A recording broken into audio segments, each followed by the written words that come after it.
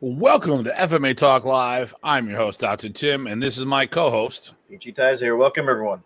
How is everyone doing today? Please, when you log in and if you make a comment, make sure you let us know where in the world. Sometimes it doesn't come up as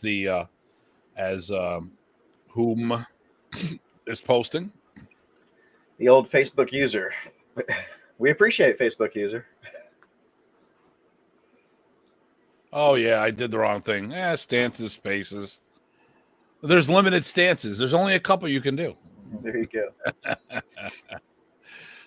Yeah, I was today's about seminars and camps, and I'm hosting one this weekend, the World Modern East training camp, and I wanted to put a whole bunch of camps in for this week's show as far as getting them set up. And of course, in my haste, I put limited stances versus limited spaces. I don't know. Or stasis or whatever. I don't know. Oh, all good. They look good. That's a lot of good stuff coming up. Yeah. So we're going to be going over that today. So we're going to be talking about upcoming events as well as hosting said events. We've done this show before. Oh, yeah, stasis. Well, I can do boom, boom. I don't know what you're talking about. It says spaces on my end. Exactly, yes. I'll have to resend this to Chad because it's there. And then I also changed. I'll show you guys what I'm talking about because I'm playing with the Mr. PG Chad was the one that put this up there. And I changed it. It was the Delmarva, Delaware, Maryland, Virginia. So I decided to put the hyphen in between, the slash in between there to make it a little. And that said stasis versus spaces, but that's okay. Because our friend is a very great martial artist, but it is not as good when it comes to doing ads for his upcoming events. So there are other people too. We have Iron Tree and Chad Berger going to be part of that. Yeah, Jeff Berger and Iron Tree, Dave. Yep. So that's good. But I just need to put something quick so it's in our promos, intros. Yep, so I just wanted to send that comment so I didn't forget because I've been forgetting a lot of stuff lately. So many things in the works, which is a good problem. Yeah. We're trying to get all of our ducks in a row. With the team, the World Modern East Alliance, we've got so many events coming up. And we just announced. I mean, today officially, well, unofficially, it's on the first time we've listed it here is the Delaware Winter Camp is back by popular demand. So I'll be teaching in November. We've done the seminar, but now we're actually going to do it as a 2-day Modern East camp, maybe a 3-day. Who knows? We're initially listing as 2 days until we have time to discuss this. But we're going to be doing the camp down there again. It's been quite a while since we've done the camp. And geez, I mean, how many camps we got going on this year? Gosh, let me do some. Onto the second hand at least. Well, let me look at this. So, Delaware 4th annual, the winter camp. I have to look at I've got too many files open here. Well, you know what I'm going to do here? No, it takes things down. I'm going to look in the Canva because I keep all my events listed there. Actually, I don't want to look there. I know what I'm going to do. I'm really digging Canva. I'm glad you turned me on to that. It makes doing these things a whole lot easier. There's other stuff out there I've tried. I don't see that. Hey, Miguel Ruby, how you doing, brother? Where is Colinga? Colinga. Oh, you're traveling. Okay, so that's cool. Hey, brother, how was the tournament? Chaz.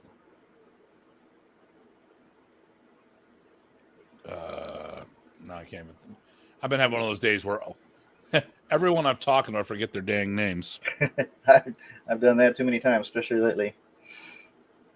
The girl did my hair. I'm talking to Janice afterwards. I'm like, the the owner of the hair salon. I mean, Lori, yeah, her. Yeah, that one. Yeah, right. Like, that's what I wanted to. That's what I'm like. For crying out loud, it's killing me. And I think it is that I'm trying to process something versus Chaz Paul. And he hosted the Legacy tournament this past weekend. And he does DeRobio. Okay. Yeah. Nice. So I met him. We were at the USFMAF championships, and he and I competed, and I'm all about speed, efficiency, getting things running because it's a tournament. It was a cluster. It was terribly run. Although I won my divisions. All right, I won the Masters division, which literally was Masters fighting each other. So single stick, I won that. I was happy with that. Double stick, the judges got that wrong, but I mean, that happens. And of course, because I was there by myself, if I complain, I'm a little whiner versus my coach, which, who coaches me. And I disarmed the guy 3 times, but he still won the match. I don't know how that happened, especially with a with a 3 disarm rule in the rules. But whatever. Chaz and I competed in forms. We tied, and I loved his form. I thought he was amazing. And then I bowed to the board. I go to the judges. Now, he and I are supposed to do a tiebreaker. This is the funny one. I go to the judges. I bow. I say, hey, listen, I want to bow out. I think he did a better job. Somehow that got twisted that I was complaining about the results. I'm like, what? That's weird.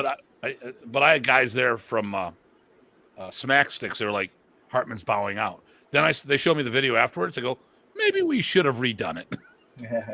but I thought, I don't know much about Chaz. The interactions I've had have always been pleasant. He handled himself as a consummate competitor. Now, if that's not the case, I can't make these comments because I tell everybody when people sit there and say, well, what do you think of this person? Well, this is based on my personal experience. Well, this guy or girl's done this, that, and the other thing. Not around me, they haven't. Or maybe you're just misinterpreted things. So, but Chaz has always been nice to me. But he ran the Legends of FMA tournament. So I'd love to, maybe we should see about getting him on the show. But I don't know anything about him actually. So yeah, that'd be cool. It'd be good to have him on the show. Yep. So, all right, who we got here? So today is about hosting seminars and camps. Some do's and don'ts. See, look at it. I don't even have I'm so unprepared. I don't even have a tirade today. Yeah. How's that? Pretty good. I just came from work, so I'm not shifted modes yet, so I don't have a tirade either. I don't have a rant. I mean, besides work. Right, well, I'm not going to get into work here. So I had let me see here. Actually, lately we did a show the other day. I'm waiting for Renee to chime in. We did about what we think is better everyday carries. I had a really good time. It was an afternoon show. And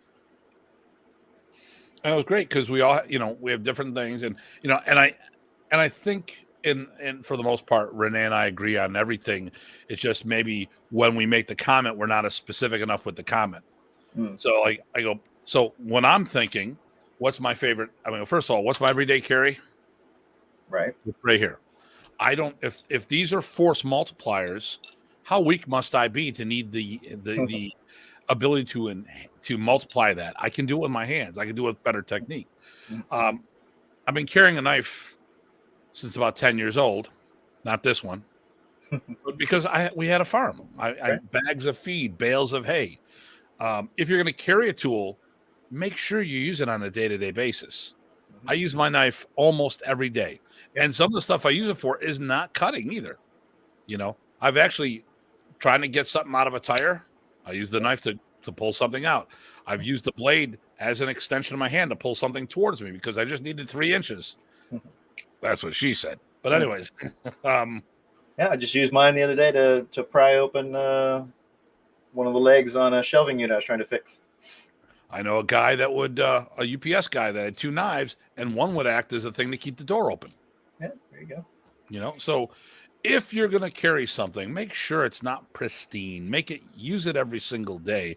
If you're going to, and here's the other thing: if you're going to carry a weapon, like Renee goes, ultimately he was thinking blade, and I agree with him. If I was going to have a tool, I want the blade over everything. I think this is much better for me because I look at to what level would I use the said tool. Mm. That being said, because of all the places I go with metal detectors, this is what I have. Right. So, and once again, I don't carry these. I carry I mean, right here. I got 2 pens in my jacket right here. Mm-hmm. Why? Because everyone's going, do you have a pen? How many times, I mean, and you and I have traveled back in the day before everything was electronic. Mm-hmm. How many times did we need to have a pen or something to fill out the forms to land in another country? I'd always carry 2 pens because I didn't trust one. So I'm always about, this is pre-COVID. I've always had my own pen. Mm-hmm. And the flashlight, because font has got smaller. That's right. And mood lighting. Yes. And I need glasses. So I use the flashlight every day too for a lot of those reasons. Yeah. So, but I think when we talk about things, and like I said, Renee and I had a great conversation. It was, we were on point, and I think a couple things could have been of the nature of he wasn't thinking the same way I was. Mm. Like we talked about, like like when I carry certain things, part of it's because I'm walking my dog. Well, I never really thought about that. I go, yeah, because I carry a walking stick. Why? That's for other dogs, other animals. Well, why do you carry a knife? That's for owners that need to have their butt beat. But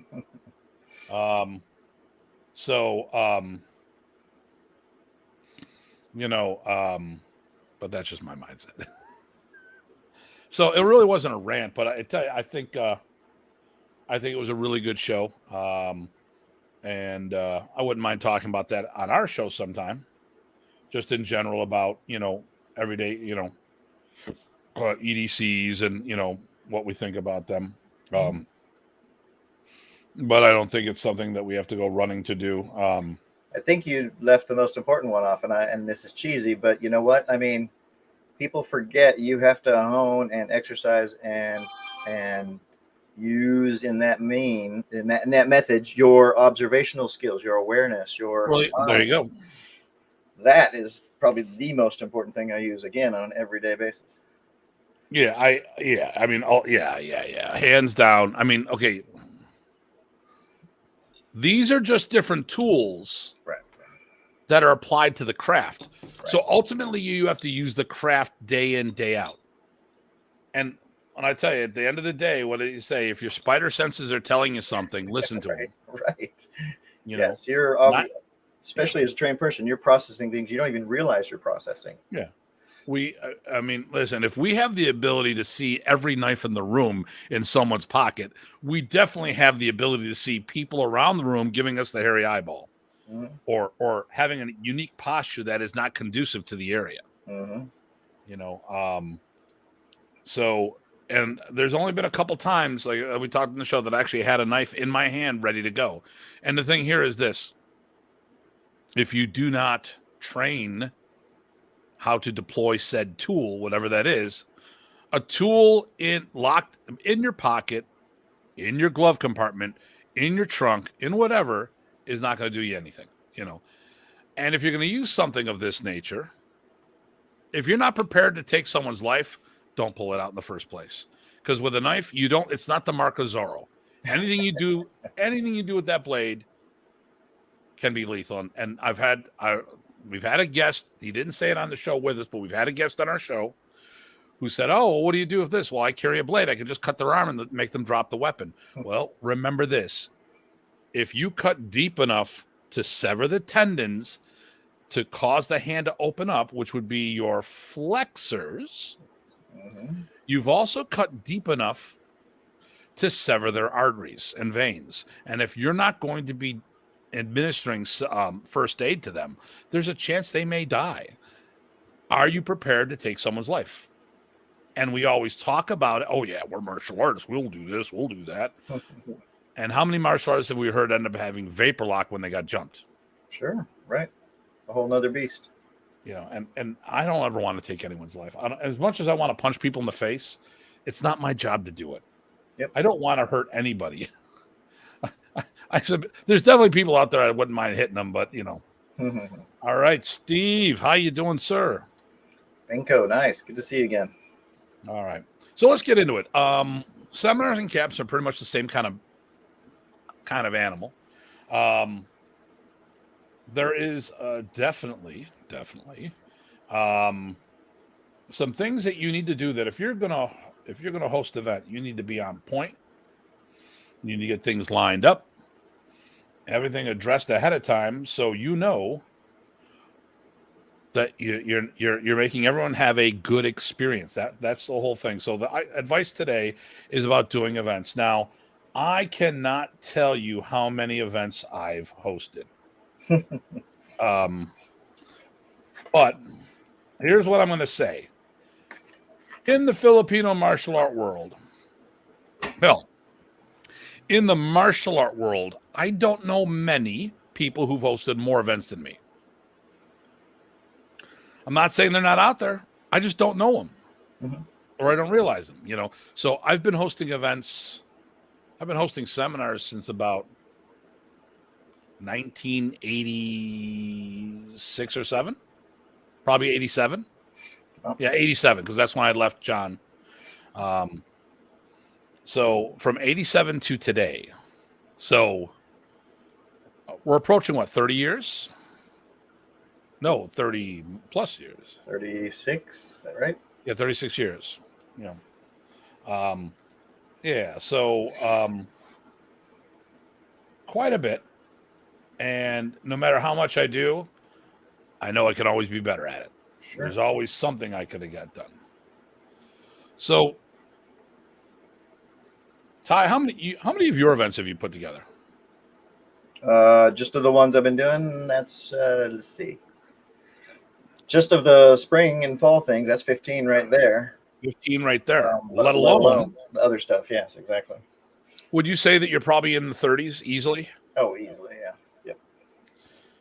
Yep. And no matter how many times you do it, there's always something you could have done, right? Yep. Well, and on the other side too, as someone who gets hosted, and you see this more than I do, I have a lot of thoughts about the host doing their portion of the work. And I know you do too. So I get very upset because many times, in most cases, I do more work for the event than the people who host me. Yeah, there's that. But also, even before you get that stage, I've seen the ball drop with communications about logistics and expectations and that kind of stuff just out there so that everybody's clear on the same page and everybody can do their part of the work. You kind of have to agree on what that is. Mm-hmm. So first of all, what I would recommend is having a checklist. There you go. Now, here's what I'm going to say. I'm going to talk about a bunch of things that should be done, and people might sit there and say, but do you even do that anymore? And a lot of times the answer is no. Mm-hmm. And people say, well, wait a minute. Why are you telling us that you don't do these things anymore? Well, because I've done it enough times where, I'm just a Datu. What can I say? No. Well, there's answers you already have, so it's part of the equation already, whether you put it on a list or not, right? When I put out an event, I get support whether I want it or not. Right. And of course, guess what? I want all the support I can get. But when I do an event, when I'm hosting an event, people know that I have quality events. If something happens, something goes sideways, it's not from intent. There's certain things there's a chaos factor that you can't have everything the way you want it perfectly. There's other things going on, but ultimately, what we do is what I got going is that people realize that I've got a history of doing good events. Mm-hmm. So like I said, some of the things I do aren't always, I don't always do all of the ABCs, so, but, well, let's get into it. As I said, yeah, where should we start at the beginning? Should we start at Well, we said checklist, so that's always a good okay, thing. there you go. So right off the bat, can I start with one? Yeah, sure. So first thing you want to do, say you're hosting someone else in. Is it a favor? Is it some sort of compensation as far as barter, or is it actual pay? And then how is that going to go? You should let that. I think you guys should talk about that right off the bat. So those expectations, are you hosting them for a set fee? Are you hosting them for nothing, food, board? I think those kinds of expectations takes that worry off the plate, and you don't need to have that worry because you're all doing there because you love the art, you want to have fun, you want to help people out. That's all good, but you still also have to make it work. That's right off the bat, right? Once you got that down, then the other stuff is pretty easy, but you still have to do that, and we'll get there too, I'm sure. Yeah. So anything else along those lines, or how do you end up doing that? Well, let's do this right off the bat. I'm going to put this on two sides of the equation. Mm-hmm. If someone whether you're hosting or being invited, Mm-hmm. it's the same answer. Mm-hmm. Or the same protocol. So I've been invited to events. So the first thing I do is I ask them, in what capacity? Right. Hey, Tim, I'm hosting this seminar. I'd love to have you there. Well, what do you mean? Do you want me there? I go, I don't assume things. Right. So are you inviting me to be one of the instructors, or are you wanting me to support the event as a participant? Now, listen, I don't care who they are. Okay. If someone has an event, Tim, I want to invite you to my event. I've got, let's say, okay. Anybody. I don't care who it is, a top tier guy or an up and comer. Hey, I at so coming out. I'd love to have you come check out the seminar. Mm-hmm. Oh, okay.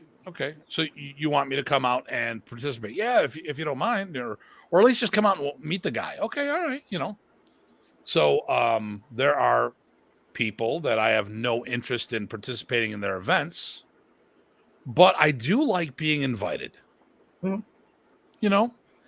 And then I go, it's not my cup of tea, but hey, would you mind if I stopped by and said hello and or and I have that dialogue because I don't want. There's been so much nonsense here in Buffalo. It's ridiculous, but I want to make sure that I'm welcome at the event.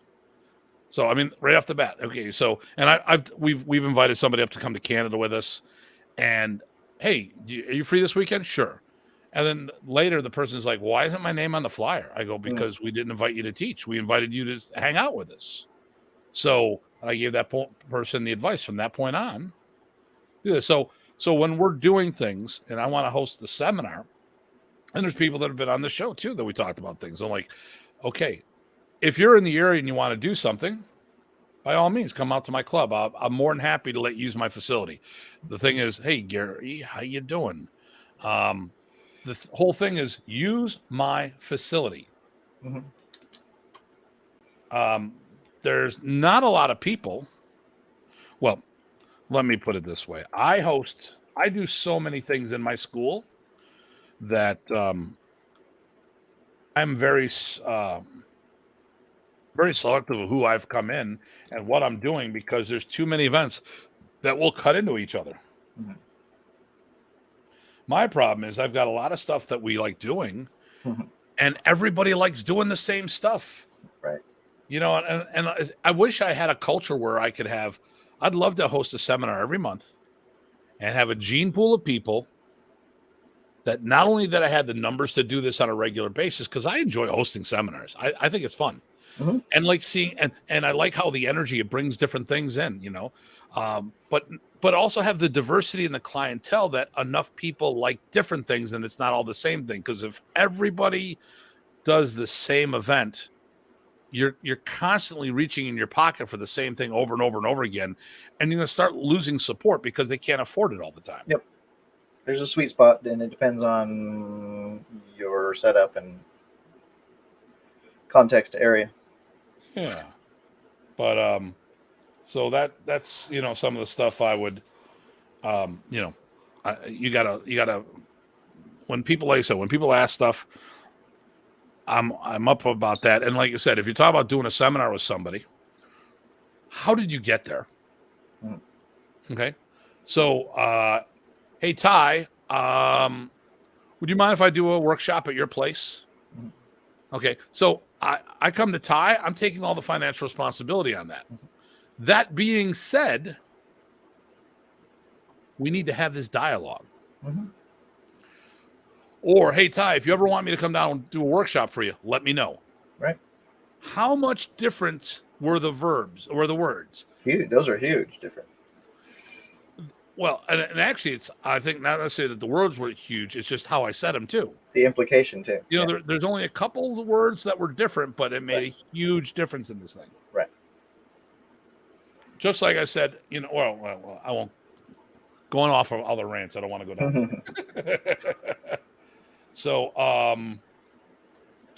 first of all, find out when you're doing something, find out what the deal is. Talk to them and go, hey, what you're doing?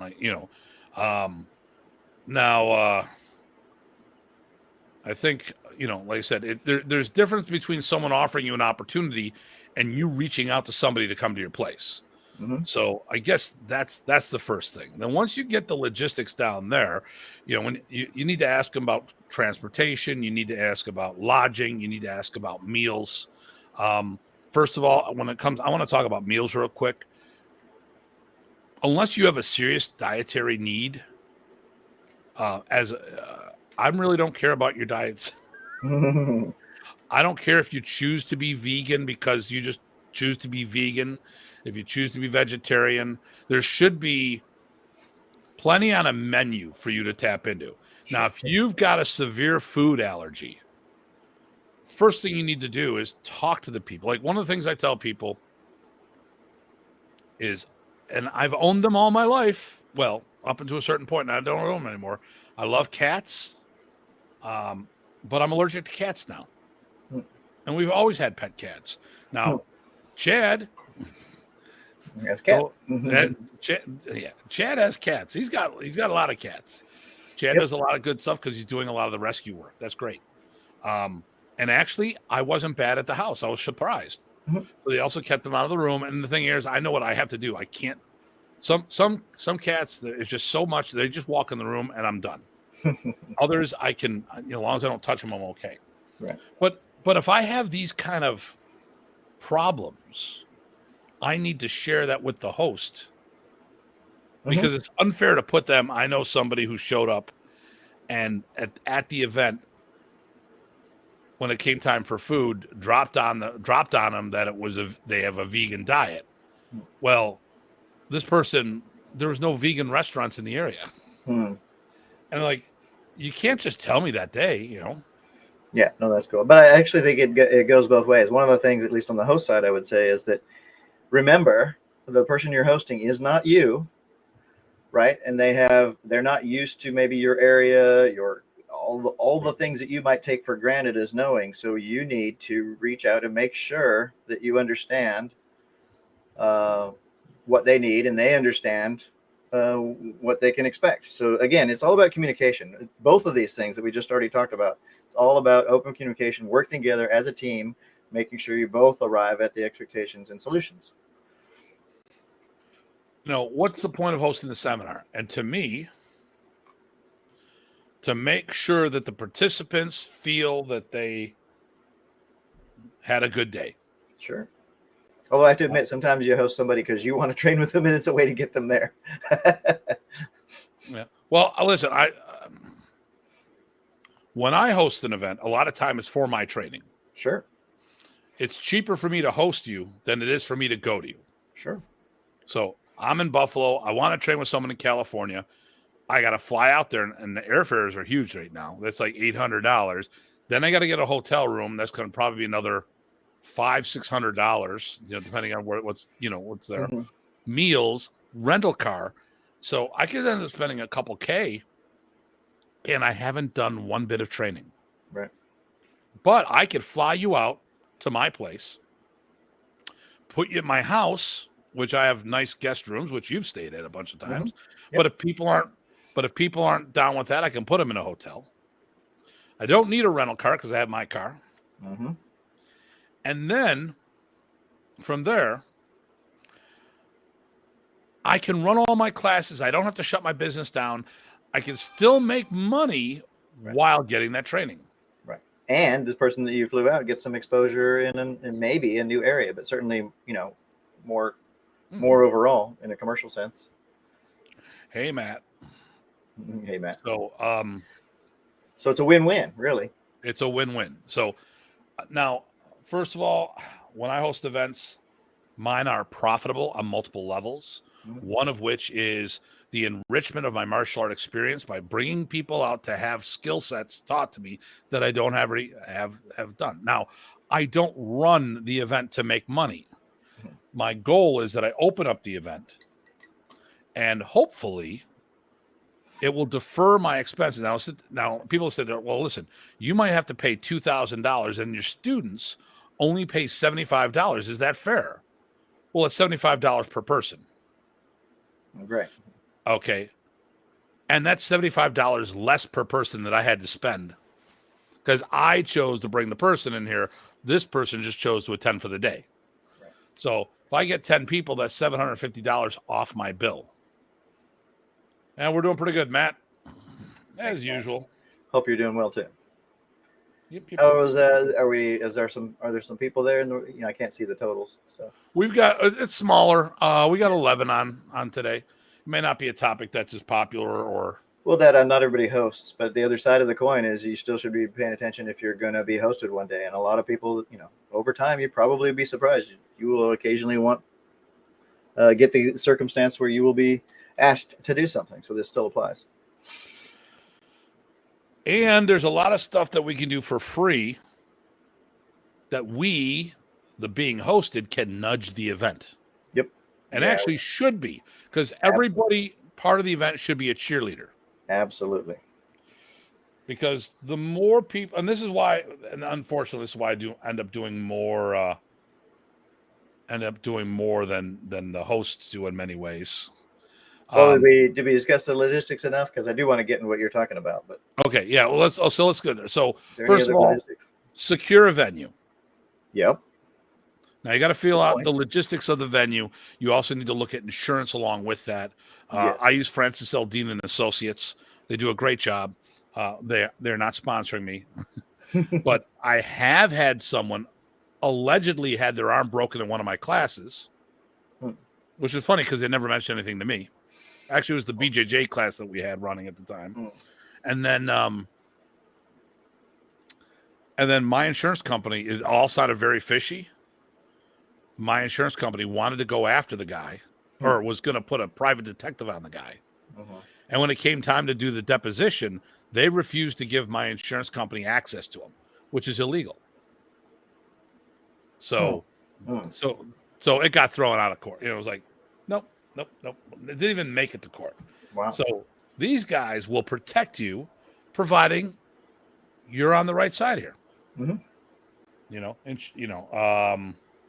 So secure a venue. I usually do all my stuff in at my school, but once in a while, I rent a facility. Usually it's the tournaments. Have a schedule posted, obviously. That'd be good. Yeah. Let me see. What are you thinking there? No, if it's all day, you want to make sure that people either know to bring their own food or they know they have enough ways to get food. Right? Yeah. So So right off the bat, okay. So let's okay. I had to respond. So excuse me. That was my fault. So first of all, set a date. Okay. Set the hours. Create a Facebook event. I don't care if you don't use Facebook. Have a dummy account or go by your first name and middle name or have have somebody, because for the business of martial arts, for business, Facebook is a great place for business. Mm-hmm. Okay, that gets the word out. That's, in addition to that, put it on Instagram, Put it on your website. put it on the website. Okay, so everything should push people to your website. Yep. So I have 2 sections on my website. Tweet it. Yep, Tweeter. Don't forget about MySpace. Well, next time you're going to tell me you have AOL. But anyways, there you go. Okay, well, okay. But the point is, and I think that goes for both of them, right? The host for sure, because they're hosting them. But even if you're being hosted and it's something out of the blue, at least pass along and endorse all of the things that the host is doing for you. Make sure you chime in and repost them. Okay, if nothing else. So here's a website I have. This is optimized by a company. So there's a lot of stock photos in there, but I do have people in my school. I got to put more in there. I got to supply them with more stuff. These kids don't go to my school, but that is the background for the one portion of my school. So they did a good job there. But I have a section here, like you can't get into my site unless you put in for information which makes you a lead. But what happens with somebody who just wants to do something? I have a link right here for public events. Now, I got to talk to the company. They need to tweak some things for me. But this weekend is the World Modern Art Spring Camp. We also have the 2023 Instructor Development Camp in September. And then at the end of October, we have our Spooktacular. Nice. Now, I'll also have my tournament in here and stuff. So these are not all the events I have. These are the public events I have. So there's 3 that I have for the rest of the year that are on the books. But everything can go to your website, whatever that is. Now, I see a lot of people doing. Pushing things to their Facebook pages. Websites are dirt cheap. Mm-hmm. And there's so much. It's so easy. Right. And not everybody has Facebook. I have a lot of students that don't have Facebook. So luckily we have our own email list and I can get the word to them for that. But it's not as easy. So, yeah. Okay. So Matt has a question.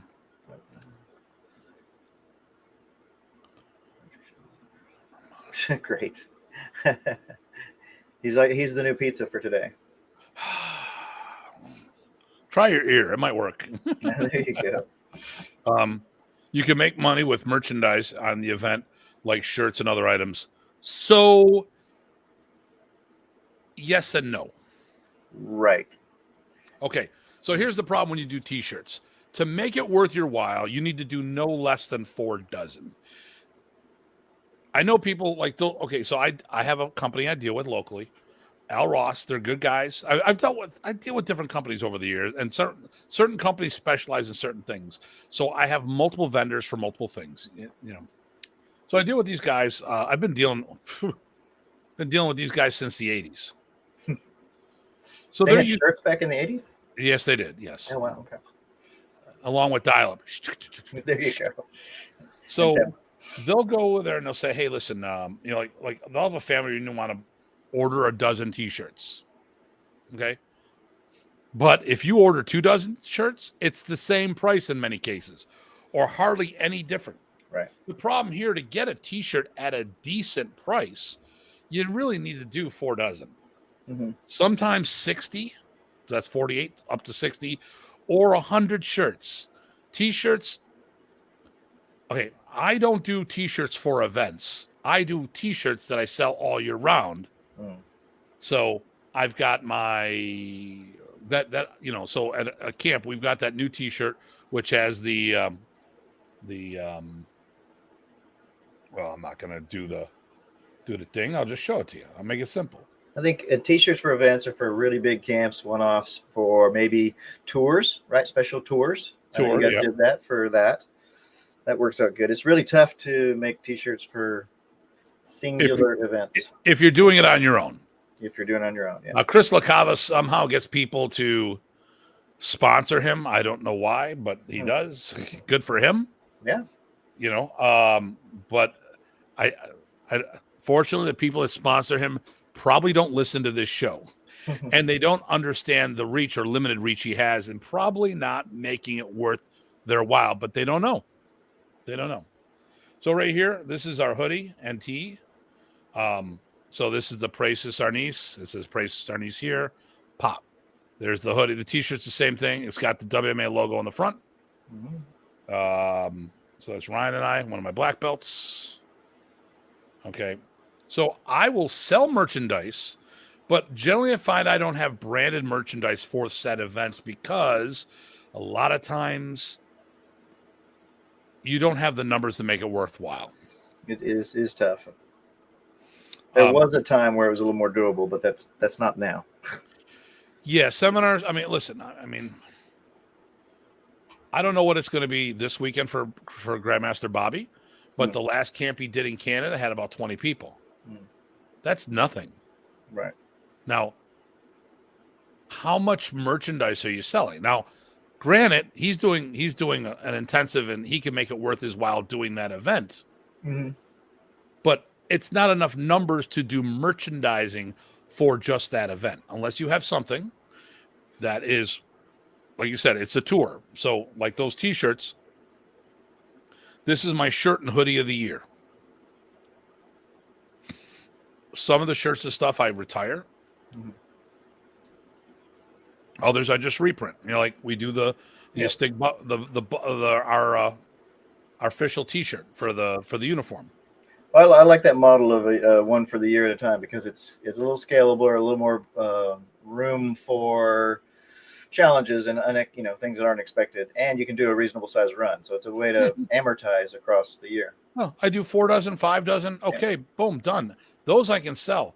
When I do 100, 200, 300, I could be I could be sitting on shirts for years, and I have.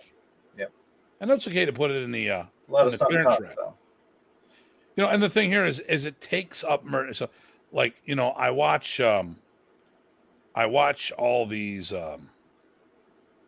shows for people who are you know, scrappers. You know, I like watching these like American Pickers and stuff like that. I like collecting some things, you know, and you know, I mean, like the oil bottles behind me. Oh, they're worth this, they're worth that. They might be worth that to you, but they're not necessarily worth that to me. And the thing here is, like, a retro t-shirt. I mean, I'm selling a bunch of shirts for $10 a pop at the school right now because I already made the money off of them a long time ago. And my space is worth more to me than the material. I won't throw them out, but sometimes I gift them away. We did that were you there at the camps that I just said, here's totes of t-shirts, and I started giving them away? So, sorry, Tim. Had to do it. Hee. Datu Tim.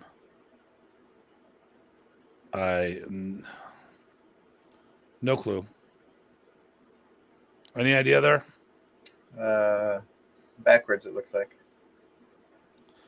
See is the correct spelling for that name. Title. Okay. Title. Oh, for the Datu. He said doubt. No worries. Okay. No worries. Yeah, I'm not worried about it. Okay. But yeah, I mean, so merchandise, you just have to gauge it for your situation. Don't jump in all willy-nilly and assume that it's just going to work out, because one, you could actually make it to where you would run a 10 run shirt thing, but then you'll have to charge, I don't know, $40 a shirt. No, not too many people will buy that, but if that's what you want to do, you could do that. You have to gauge it. Yeah. Yeah, the dyslexia doesn't work like that, but right. Not that much. Right. So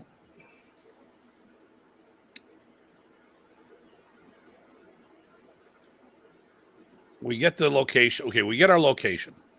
We see if there's any criteria for said location if we don't control said location. And this is after getting all the other stuff we said out of the way, which was the agreement, the understanding, the expectations. And this could actually be done at the same time, because you have, see, first of all, I wouldn't I'm going to say this is all done at the same time because you need to put a budget together for the event. Okay, let's start from the beginning. There's a feedback. You need to figure out what you want to do. Yep. So first of all, you say, all right, I'm going to have Thai botting in. All right, what's it going to cost me to do that? And when it costs, it means all the costs. Right. So do I need a venue that I don't already have access to? So if me with my school, that's not a big deal. But and we've had 70 people. Yeah, I'm going to attract 150 people. So I guess you need a venue. So there we go. So now all of a sudden I'm going to have to go, all right, I can't do it in my school anymore. Right. I can do 80, but when it gets to 100, that's just too much. So, all right. So now I got to find a place. And listen, when a room says the occupancy is 100 people, that's 100 people standing or sitting, not training. Yes. My church had an auditorium, the Christian Ed building. I hosted Remy there. The capacity was 300. We had 110 people, about 110 people training there. We had no room to swing sticks. Yes. No room to swing sticks. You almost need to know what is the active dance capacity. That might do it. That might. So, and actually that probably wouldn't, because that's not including bodies getting thrown to the ground. Cheerleading capacity. How's that? There we go. That'd be better. So you find your venue. You figure out the cost of that. You figure out the cost of the instructor. Figure out the cost of bringing the person in. You figure out any lodging, meals, stuff of that nature. Okay. Now, from there, you have to figure out the next part. What are you expecting for participation? Which is why we got the venue. If you figure there's too many people, what you would charge them per person. So my camp this weekend, I got a load of instructors. Bunch are staying at the house. And I've got different arrangements with different people because of what we've been doing for years. Because there's a bigger picture, a lot of moving parts. Not everyone's going to be teaching as much as others. So I've got the board, which is going to be Ty and myself. In addition to Ty and myself, we have PG Chad and PG Craig Mason teaching. Now I also have Mike and May Williams coming down. And I've got Dominic Violante. Talked to him today. He's staying at the house, by the way. Excellent. And I've got Mike Perry, the COO of Maya, coming. Sure. That's a lot of staff. Now, I'm a haggler. I'm a barterer. I don't want to say about there's some services being exchanged here and there. There's stuff being done, and everything's above board. Everything's on the books. But compensation can come in many forms as long as everybody's kosher with it. It's all good. And the thing here is, I'm teaching I'm hosting a let's see, we got, well, it's a 3-day training camp plus a pre-conference, plus we're having a business seminar on Thursday morning. So a lot of things going on, a lot of different moving parts. And not everybody's doing all the events, and certain people are paying for one section and not the other, and vice versa. Which is how I can pull a bunch of stuff together. But I need to, and most people are not going to have this quantity of stuff going on. Let's talk about your event. Okay, tell us about your event. Like the spring one. Yes. Right. Okay. That one. Yeah. So what we have, it's outdoors, right? So I know what the cost is for that. I get some food. I know what the cost is for that. Everybody's coming because it's a community thing. So I know there's no cost, and people get the exposure and the sharing. So that's arranged up front. Everything's all good there. And it's 60 people is the last I had, almost 60 people throughout the whole day. It's an all day event. I cook or arrange for food in the middle of the day. And sometimes I give out some tchotchkes. I don't count those. So you have no overhead for teaching.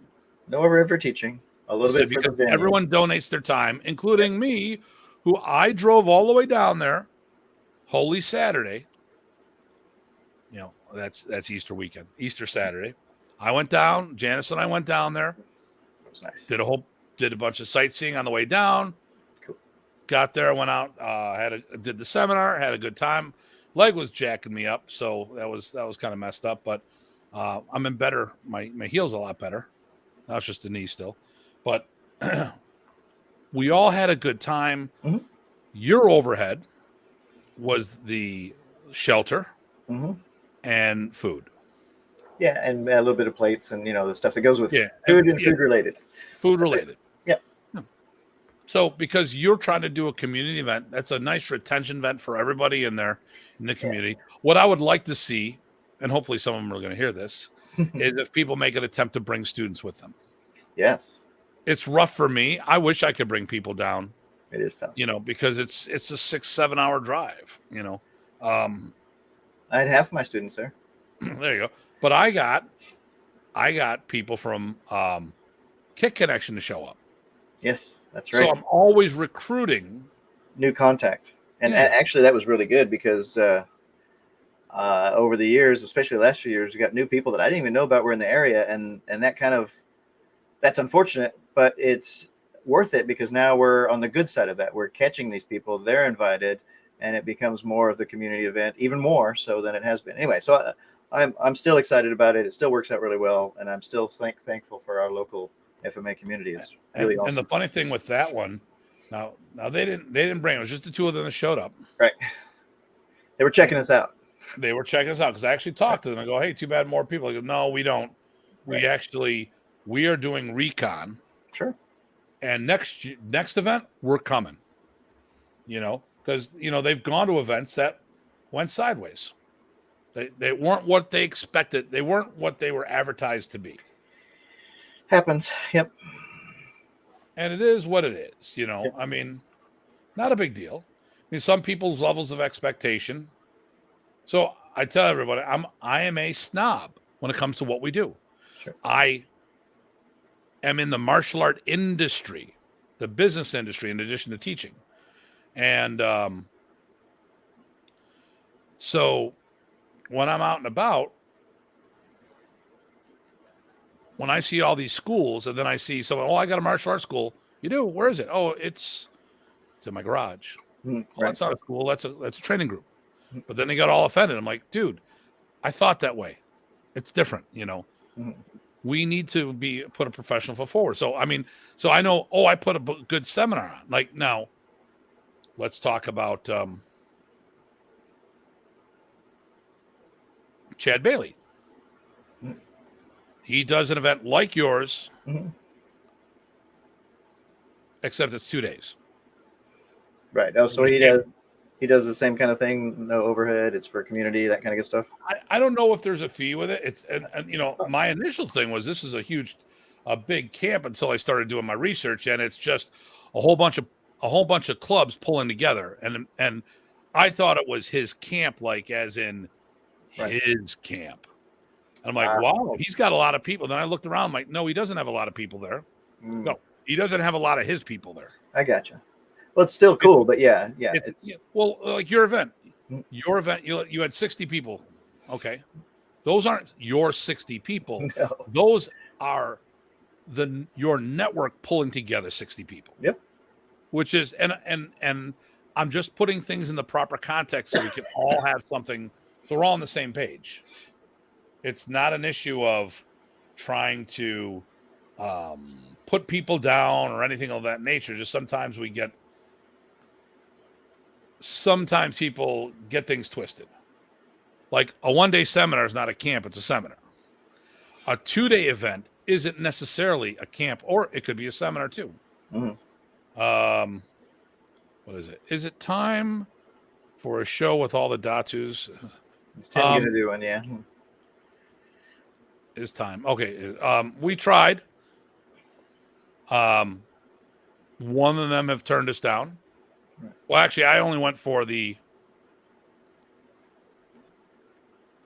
don't want to say it. Okay, never mind. There are 5 living Datus. 3 are doing stuff specifically for the modern. 3 are doing stuff specifically involving the modern attorneys community, one way or another. One is kind of retired. Another is doing something completely different. So we tried, and there's no interest for the 3 of us to get together. Now, I have had Kelly Warden on, and I plan on having Kelly Warden again. Yep. I thought that show went really well, actually. And people, you should check that out. Go back and look at the old show. That was a good show. Yeah, so we'll do another a double Datu. Actually, I want to talk about that. And but it is what it is. So, and there he is. Hey, Renee. Hey, Miss, we were talking about the show the other day. I was gonna say he's got his everyday carry with him, no doubt. Yeah. Yeah. Maybe multiple. Well, he's got carabiners he uses. There you go. I like it. And we talked about it. People are going to put it in their shopping cart on Amazon. I put it in my shopping cart on Amazon. Well, actually, I'm clamping my bags together on my luggage. You can use a belt. What? A belt like Pootie Tang. I could do Pootie Tang, but it's a little harder. It is a little harder. A little harder. Magic one. I used to carry in 8th grade in London. I used to carry around a big old 50 pence piece because it was really heavy chunk of metal that you could whiz at people and really chunk and stick into wood. That was pretty cool. Let's see here. So, all right. So Renee, episode 404. That's the new 355. Nice. Episode 404. That's the one you guys just did. 115 views. Yep. So remember, FMA discussion episode 404. That is about blunt or edged weapons for self-defense. Yes. And yes. Hey, if you whiz a blunt weapon fast enough, it's still sharp effectively. Well, one of our board members have he's got a purse, a coin purse. Yep. In the shape of a blackjack. Yep, I've got. So it's not a blackjack. Right. It's a coin purse. So he's got a bunch of British pounds in there. Yep. And euros and all this other stuff. But it's not a blackjack. It's a wallet. It's a coin purse. Yeah, I have one of those. I think the first time I saw that was our friend John had one. Okay. Was it John? Did we all go? Yeah, okay. Good stuff. But anyway, we got distracted. So let's see, where were we in the logistics of hosting? It was setting things up from the beginning, right? All the find out what your total cost is and expectations are so you can make a plan. Purse made out of flesh. Okay. Right. I'll be right back. Sure. So I think we were talking about, like I said, setting up, knowing your costs, knowing your expectations, knowing what any sort of compensation things there are, or room and board, or food expectations as far as the needs along those lines. And all of that gives you enough wherewithal to decide, okay, what is the plan? Are we charging? How much are we charging? How many people do we need to get to break even? We want to do more than break even, obviously, because it needs to be worth everyone's while. Even if it's not a moneymaker, you don't need to be in the hole, because every time you do that, it's just a little bit less likely to make it happen again. So don't get in that habit. Loss leaders are fine for one-offs, but you have to be very deliberate about how you do that. You can talk to Datu about that. He's really good about understanding when and when not to do that. But yeah, so those kinds of expectations. And again, it all boils down to communication, doing your work, setting up a checklist, right, to make sure you haven't forgot something. And again, that can help when you talk between the hostee and the hoster, because there may be different. Both of you will think of more things. If you did this a million times like Datu, then maybe you've got it down to a science. But if I brought something up new to Tim and it would actually mattered, then he would be happy and we would take care of it. Well, we actually did add something for this year's camp. We have a tchotchke that. Oh, yeah. Yep. Well, we'll talk about that in a minute. Okay. I'm going to have to apologize because it's been. Ty and I are both getting ready for the weekend. Right. He's doing it about 6.5 hours away from me. I'm doing it here, trying to get all this last minute stuff done. And it's definitely, I feel that it's got me a little distracted for the show. And then I got stuck in the school later than I planned. So I do want to apologize. So let's bring this down because there's stuff we keep saying, but there's more things to it. Yes. So we talked about the venue. Mm-hmm. The venue is key. We talked about lodging and meals. They are all key and all related. So personally, we have to think about if it's an event that attracts out-of-town people. Mm-hmm. Yes. Okay. Is the venue easily accessible? Yep. And it doesn't have to be, listen, with GPS and stuff like that, I don't care where it is. Right. I'll go there. But here's the problem. I went to the symposium and I had to drive through Vermont. Mm-hmm. Right. Terrible cell reception. Yes. Multiple times on the trip home, my GPS ditched me. Wow. So fortunately, I can navigate. And I kept watching, and I'm watching the signal come back in and go back out. So it was just enough to keep me on track. But I watched, I'm doing it on the dashboard now because I've got the Blazer as opposed to just a little phone. So I got a bigger, and like, okay, I think I'm going to be up here. Okay, good. Hit the button again. Boom. And since it was going home, I just had to hit the home button if I had to reboot it. But is the area you're going to have cell access for people who need that? Because these days, no one's using maps the way they used to. I don't use a map. We have an atlas in the car for backup. Right. Or, hey, look at the atlas. How far off the beaten trail or how far off of our trip is it? So I still use maps all the time, but for different things. It's not like it was before. The other thing here is, does the place have parking? So I'm running a venue like my plaza. It's huge. Yeah. I can handle more than you can handle. You can handle more than you can handle. 500 cars easily because we had the car show. It had 500 cars. Okay. Yeah. So You can't have that many people unless they're standing. Yeah. So parking is not an issue for my place. Right. And it's safe parking. It could even be decent for overnight parking for people because some people have left their vehicle there and stayed at my house because there's too many cars. Yeah. It's accessible to have parking. If you're attracting a significant amount of out-of-towners, make the phone calls to a couple of local places and see if you can get a group rate. It doesn't cost you anything, and it makes it much more feasible. Now, here's the problem. I have no hotel arrangement this year. Oh, okay. I tried and tried. Mm-hmm. And as always, here's the problem you run into. The people who handle that stuff, yes, they switch positions all the time. So I'm talking to the woman. Yeah. Oh, here's the one you want to talk to. I finally get her on the phone. It took me 2 weeks to get a hold of her. Can't call her now. She's on vacation. Oh, wow. Then she comes back from vacation. She's switching positions. She's got a new job. And the person I called multiple times to talk to her, the guy who's in charge of all the stuff for setting room rates, never got back to me. Of course. Yeah, so you got to work that pretty early if you're going to, and you have to hope they don't change. Yeah. And there's so many different things. Pre-COVID, I had a corporate rate that was good all year round as long as the occupancy rate was above as long as there was at least more than 10% of the rooms left. Once they get to that threshold, all bets are off because a lot of times what they'll do is hotels, like bigger hotels, allocate a certain amount of numbers towards travel agencies. Right. So that's fair.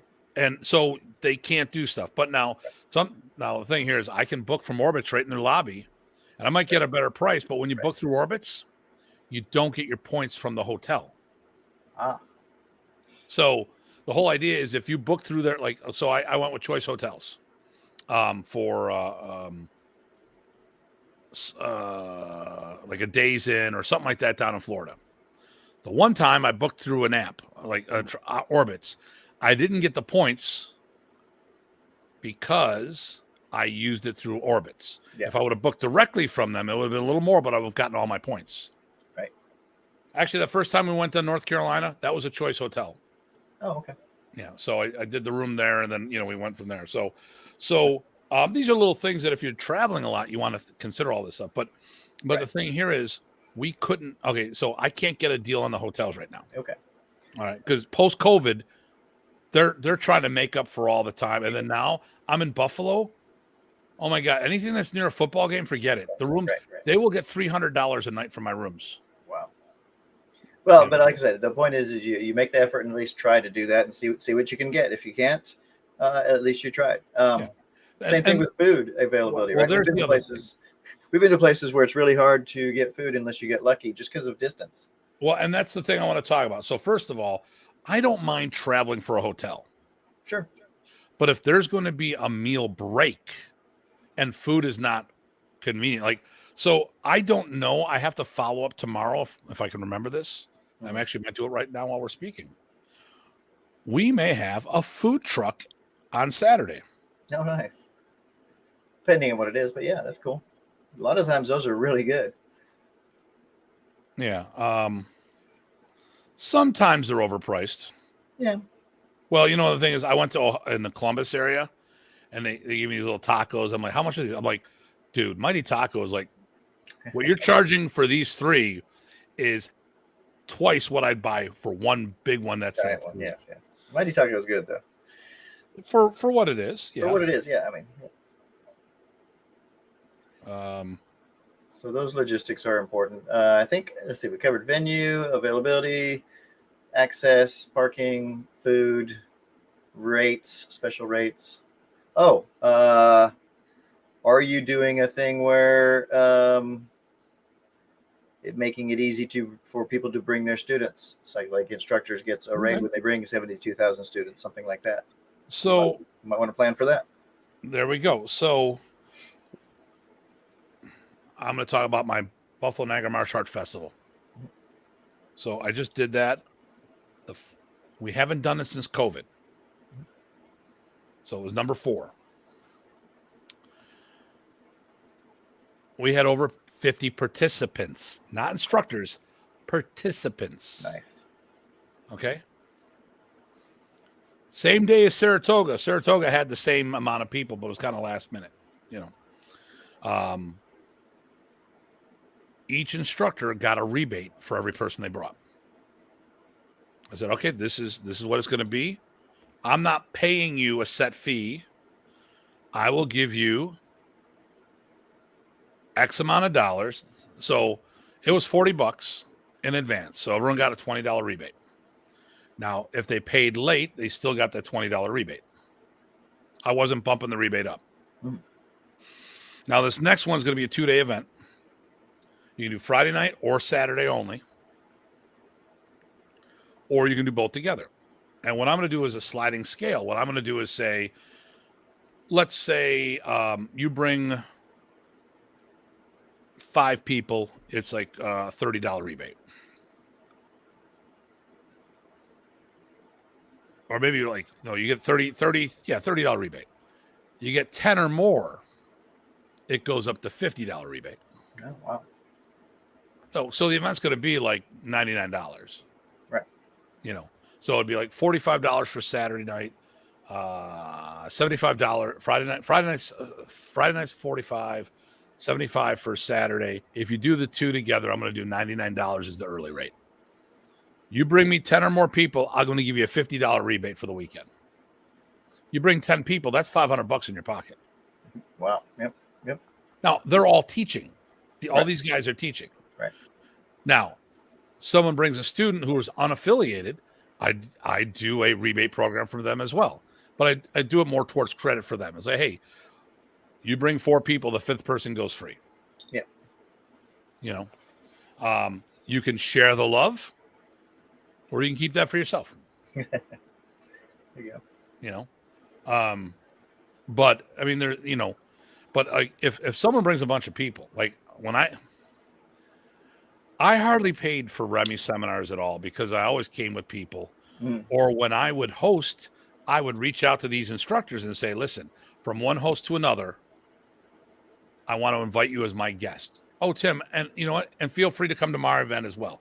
The thing here is I only reach out to people that I wanted to go to their events. Now, it's not that I wouldn't have offered everybody the same thing, because I would. Anybody who's hosting Remy that year would be my guest. I don't care where they are, even if I can't make it. All right. But it also let Remy know ahead of time. There you go. I'm like, Hey, what are all these people doing here? Yeah, 20 of them are free. What? These are your 20 hosts. Oh my God, they are. Yes, and I told them to come here, but Remy, they all brought 2 people with them. So I mean, there's so many things you could do on that level. Yep. Why are you hosting said event? It's a great question. Sometimes people don't know, I think. Now, listen, there's events that people are hosting. I have no interest in hosting, Mhm. but I'm more than happy to put up their flyers and help them spread the word. Sure. But someone okay, I've done a lot of different martial arts seminars. I'm not interested in going to Aikido seminars anymore because I've been to a bunch of them. It's just now there might be an Aikido instructor that I want to get access to, but Aikido or Aikido, however you want to pronounce it in general, it's not what I'm interested in. I'd rather get an instructor and pick their brain on the side. Mm. Or maybe, hey, you got an instructor coming in? Okay, what's the deal are you doing private lessons? And then is there a criteria for that? Who's getting, I mean, because if I host you in and someone wants to do a private lesson to you, but they don't want to show up to the seminar, they need to pay me a piece of that. They need to pay me because I'm taking all the responsibility of housing, meals, and flights. They need to contribute to that. And there's some people who didn't. I actually got into it. Some of the West Coast guys that were coming out here teaching for me, and I had to talk to them about it. And their family members got it, but they themselves didn't until I explained it a little differently. I'm like, oh, I go, yeah. Everyone else is paying $150, and I don't charge them anything to do a private lesson with you. It's whatever you want to charge. But because they're showing up to the event with me, Right. But if they're going to if they are going to bypass the event, they need to contribute to all those expenses that we're incurring for having you here. Right. Airfare, meals, whatever the case may be. Well, I don't want to do that. I go, well, then you fly them out. Well, I don't want to fly them out. You have them out here already. Then contribute to the thing. Right. So these are all different things you got to think about. It's one of those, they get it, but they don't want to get it. Yeah, well, that's really what it boils down to. Right. Well, you're supposed to share them. No, I'm not. I'm paying for them. There's a lot of he's weird. my employee for the weekend. A lot of weird stuff that goes on with that kind of stuff. That's a hosting. That's an extra hostal thing. If make up a word. But sometimes it comes from the host themselves, right? Sometimes somebody wants to host, and then they'll purposely not get the word out fully because they don't want to have too many people. I think you need to be careful if that's what you're going to do. Better to have and know for sure you have too many people so that you can adjust than to have, I can only get 20, so I'm going to advertise so I only get 10. That's not good business. Yeah, we know that one personally. Well, but it's not just that one. That's happened before too. So, but don't put the speed limiter on your hosting efforts unless you know exactly what you are doing. Okay, so let's do this another way. Let's say you wanted a smaller event. Sure. You still have the same financial responsibility to the person you're hosting. Yes. And a lot of people forget about that. Yes. I donate my time for the community to go down to Ty's event. I've been there, 4 or 5 times? Something like a lot of times. I think people don't notice that, but I know that everybody there always appreciates it, and they think it's kind of cool. So I'm doing 13 to 14 hours round trip and staying there most of the day. That's time away from my business. That's time away from my family. Okay. I'm donating my time. Okay. If you said there was some kind of finances for me, say, hey, Tim, we'll do a percentage split. But you intentionally undersell what's going on. Right. Then it's on you. So a lot of times I'll tell people I need a minimum of X amount of dollars to make it worth my while. That's that expectation up front. But to me, if you're saying, hey, we're going to get you over a seminar and you'll get this much cut and there you go, but you then under promote it, it's almost like you're bait and switching or lying in a sense because, hey, the expectations, I'm going to do a fully advertised seminar and the draw that I get is normally this, so I might expect that. When you don't talk about those expectations or you neck it in or you don't have a minimum charge, you could set yourself up on all sides, either host or hostee, to be unhappy, and nobody wants that. Everybody Jackie, should come out ahead. Jackie, is it because you're hosting Thai soon? There you go. That's right. No, they did really good. So they got with me and they talked about logistics and talked about the time, and I talked about doing some extra stuff for them, and all good communications like it should be. When I come to your event, there's no misunderstandings on what I'm getting when I go down there. Yep. You know, and I understand that I'm donating my time. I get a place to stay usually, unless I bring Janice, then I have to get a hotel room. But which, again, I paid for that on my own. Yep. You didn't. There was nothing. I got a free donut and a couple slices of pizza and a hot dog. That's what I got out of this. There you go. Because as much as I am Mr. Businessman, as everyone wants to put me into that niche, I'm also the FMA ambassador. And part of what we have to do is promote encourage people to do stuff. Well, and also you are as much of a person interested in just loving the art anyway. And, you know, you used to do come up sometime of this stuff as a participant, this kind of backyard gathering as well. Maybe not the same name or the same setup, but you would take advantage of fun social training opportunities because that's what you do. I wish I had the FMA community that used to be here in Buffalo. Actually, it was a modern earnings community. We had 11 clubs running simultaneously in a small area. Actually, per capita, I don't think there was any place in the States that had more modern earnings practitioners or clubs per capita than Buffalo did. Mm-hmm. I know people get a little ticked off when they hear me say things like that, but they're not doing the research. You know, they're not listening to this. I mean, what area do you know that had 11 modern earnings groups with it? If you went from north to south, a 20-minute drive would get you all of them. Wow. I can't think of anything.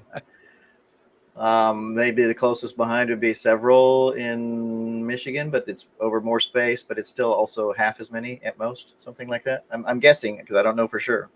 Yeah, I mean, but it sounds right from what I think I understand. I'm gonna try something here just because I can. I'm gonna use.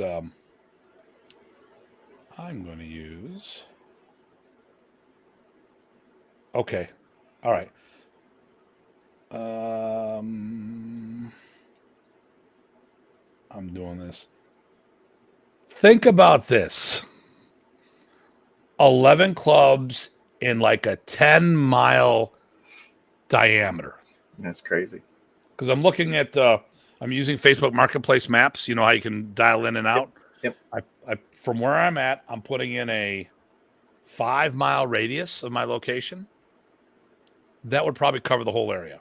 Now, is that 11 separate programs or 11 separate, say, people like you, Jimmy, Joe, Bob, Elmer, 11 of those? So no, because we had 30 some odd black belts in Buffalo. Sure, but I mean, not all of them had a program. So, okay, so Don Zangi, he's the guy who brought it back. He had Fighting Back Institute. Wait a minute, he had 2 locations. Right. I was gonna say I had 2 locations in Bryan College Station. There's 3 within a couple miles of each other. 2 of mine and 1 of Raymond's. Right. Jerome Barber taught out of ECC. Mm-hmm. So I mean, we're talking clubs, programs, whatever. Okay. David Battaglia had a program. Jeff Reck had a program, which is one of my black belts. John Bryant, who was my instructor. Right. Mary Bogold, who taught for him. Bill Adams had 2 locations. Gary Costanza had a location. Peter Kautz had a location. Oh, wait for it. I had a location. There you go, 12 then. 12. I don't know if I mentioned Dan Carr. That's 13. I'd actually have to put all the training groups that were down there. That's crazy. So 13 training groups in maybe a 15-mile circle. Okay. That's the way it should be in my mind. Advertising, spinning up to get as many people as possible. Awesome. Yes. The thing here is, if you don't have a venue that can support the people, the quantity, then advertise the hell out of it and get a bigger venue. Right. You cannot dial back, especially if people are traveling and you're not guaranteeing them anything. if Right. it's a percentile split. Frank, how you doing? Hey, Frank. And Chris Davison, who's now become a weapons maker. Aha. Japanese handheld weapons. Okay. Or Okinawan. He's doing tonfas and all these exotic stuff now. He's got these Frankensticks. So, but if you're going to do something, you need to make sure that if we're having to take a meal break, because we're getting back to that. So, Right. for food, that there needs to be, if everyone drove into town, it's on them. Mhm. If you fly into town, get Uber. Okay, you get Uber Eats, get stuff like that. Sure. But if you're doing something at the location, and let's say someone gets an Uber there and they're stuck there, then what do? They need to make sure that there's food accessible everywhere you go. Or you've got a vehicle, like I will do, because I'll have some people flying in. I will have my vehicle there. We can load up and go over where we got to go. So we have 2 backup locations. My place is tiny. Good. If you go to another country in the name of a president or a PM, Prime Minister, you are that person. Or when you are the ambassador FMA/Modern you are Remy Preis. By the way, Matt, it's PRESAS. But yeah, I'm not sure it works that way, but it is a funny thought. Yes. But that actually sidetrack. If you're speaking for someone, there are a lot of responsibilities that go with that. And some of them pertain to what you just brought up. Anyway. So, okay, so we got meals. As far as the participants go, I mean, the hell with the instructor. I don't want to say it that way. Hey, back from the gym. Eric. Nice. I mean, I don't want to say anything negative about the instructor, like you don't care about him. I mean, you got to take care of the instructor. But at the end of the day, you got to make sure. I mean, listen, if I'm having you in for a private lesson, I don't give a shit about anyone else. It's about me. Right. Okay. But if I'm having people support the event to defer the cost of my event or actually possibly make a profit on them, then I need to make sure that they are having a good time. So you need to have a schedule. You need to have a topic. You need to have proper equipment listed for what they need. Or you need to be able to provide equipment or sell equipment on site and have all that going. Or both. Okay. Another option is, how do you pay for this stuff? Right. How do you register? Yep. Huge. That's huge. People forget about that. Are you using Square? Are you using a website? Can you take cash only? Be very upfront and clear. And the more ways you can get paid, the easier you make it for people to pay, the easier they can do it. So I'm living on the border in Canada here in Buffalo. And the problem I run into is the Canadians do, they wire money to each other, bank transfer left and right. We don't do that down here. I was going to say, that's weird. And yes, it is weird. It's Canada. What can I say? There you go. Come on, Renee, make a comment. But I mean, I've been up. True. Good point. Good point. For things like Square. Yep. Even PayPal, all those things. Yep, they got fees. You factor that in. But at the end of the day, here's the thing about that. I use Square. Mm-hmm. I use credit card. I can take credit cards. I have a merchant service. At the end of the day is I can make more business because I accept credit cards. Right. So as a martial arts school owner, when I was able to take credit cards, I probably increased my business by 30%. Yep. Because people have no problem throwing down a credit card. They have a problem writing a check. Right. They have a hard writing the check is the biggest problem. Because they have to make sure that it doesn't bounce. Well, and you have to make cash out of a pocket works better. Yeah, but even that, especially when you get significant money, that hurts too. See, and here's the thing. So I'm going to talk. Okay, but I can pay you in nunchucks. Nice.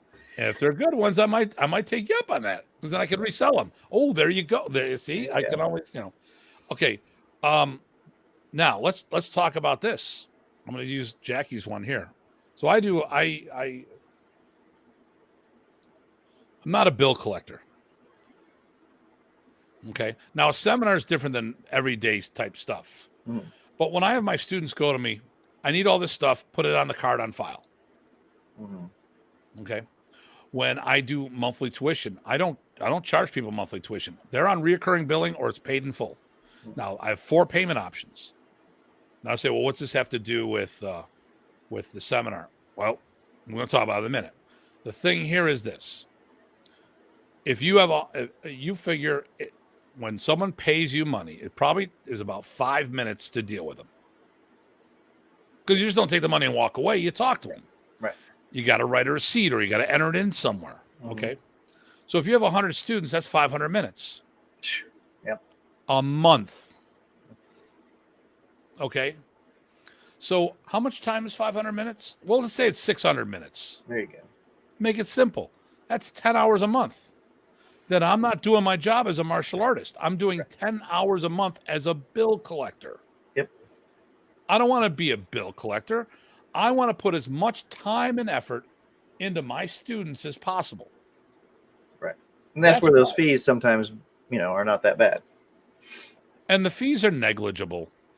3%, really? Square is next to nothing. And when you look at the big scheme of things. Now, let's talk about online registration. So there's a whole bunch of things out there. Yeah, I was going to say, do you have some recommendations? Because not everybody's set up for online payments. I think you use a service. I think Square sometimes lets you do things online. Is that right? I can't remember. Yes. I know PayPal does, but that's there's more fees. But there's things you got to do and set up and all this other stuff. Gotcha. Okay. So I'm going to share this. So I use a company called Spark. Oh, yeah. Okay. And you guys know this because you register off for the events on there. Yeah. So when we remember. Yeah. Well, that's okay. I remind you. That's right. Let me do this here. I'm going to get rid of this right here. Okay. So right here, I've got a flyer at the top. Here's the description of the event here on the right. Here is the website for the camp. Yep. Okay. So I'm gonna open this up too. We'll get to that in a minute. Here's the form you get to fill out, and then look, it's $275 for the camp, $50 for the pre-conference workout. Order here. I think Spark remembers multiple. If you come back and you it's your return user too, which is nice. Yes, it does. Yep. Now over here, I gotta change this. I'm indulging my good implantees. They're not sponsoring me, but if they want to, I'll be very happy. So here's the Modern Arnis Camp page. Once again, you should have a website. Mm-hmm. It's busted at the moment. Damn it. Here is the location. Oh, look. It's got all the physical location there. Phone number, website, email. Mm-hmm. Here is where we are. Oh, look, 3 days to go. Pre-conference workout. Here's the schedule. Day 1, day 2, day 3. Not necessarily a topic per se. Just these are the time slots. Here are 4 hotels that we use. And then hit that register button, which takes you to the other page. Unfortunately, what I'm going to have to do is I'm going to get out of this for the time being. Actually, I'm going to go back to here. Okay, there you go. So, but all this stuff is right there. And you can put your credit card in, multiple credit cards. It can even take PayPal if I choose to go that route. I don't. So I'm going to stop sharing. I'll come up to other things in a minute. So ultimately, though, I find that the money you spend on the website, or I mean on recurring billing and stuff like that, is well worth it. Okay, how come that worked? This is pissing me off now. Whenever you bring up a website, then that's when it's going to have problems. Guaranteed. It doesn't make sense. All right. Now I'm really ticked off. I got to look at. Okay, maybe there's another update. Yeah, but anyways, I'm gonna go from there. So I think being able to do electronic payments are crucial. Yep. It just helps create business. Yep. Yes, you can do a debit card, which is a credit card. Basically, I mean, it's a credit card.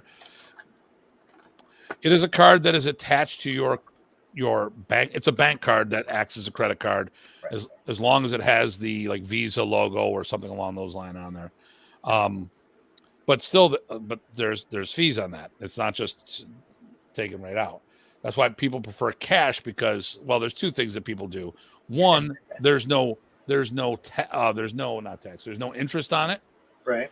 Although in some states now what they can do is you can actually charge the interest rate to the person separately. So you could, like most people, like, when you gas, what do you do? In New York, I don't know if I think they've changed it, but before you couldn't charge more for credit, the use of a credit card, right, but you could give a cash discount.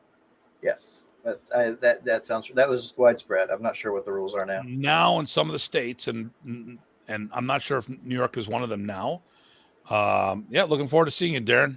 That's awesome. Good deal. Yep.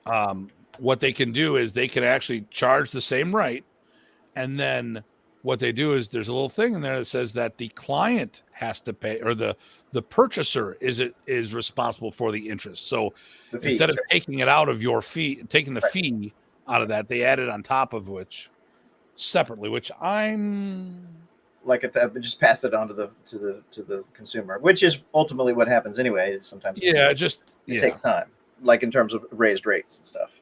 It's 6 of one, half a dozen the other. But it should be upfront, whichever way it happens. Yeah, yeah. That's just Ty's preference. I get you. Yep. Well, I'm all big person about transparency and communication. Okay, I want to deactivate something here. And I'm going to see if that fixed what I wanted to fix temporarily. I like WordPress, but it's so high maintenance.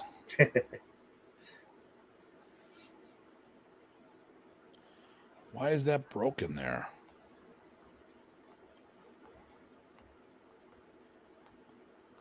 This is annoying. Oh, okay, I redid it. Okay, so let me go back because I can. I hate when things don't work the way they're supposed to, and the presentation is always important to me. So here's on our page, we have the dates. Oh, there you are. And then we have the instructors. Bunch of weirdos, except for the bottom two. Yeah. Oh, why isn't Dominic on there? Oh, Dominic the other day he just came through on that. Yeah. So these are just things I like doing, because then you can see what's going on. Dominic Violante will be teaching cane there. So if you have a walking cane, bring it. Okay. So this is all, let's see, we talked about the prep and the everything leading up to the start of the hosting. Did we want to get into during or after, or we still got more things prep? Well, I think we also have to do is how do you make sure that everyone's been registered? You need to have a waiver. Prep, yes. Okay. So one of the things I do, and we're doing again we're doing stuff. I usually have some kind of wristband. Now, you can get those Tyvek ones. Last year, we gave out a silicone wristband. Yep.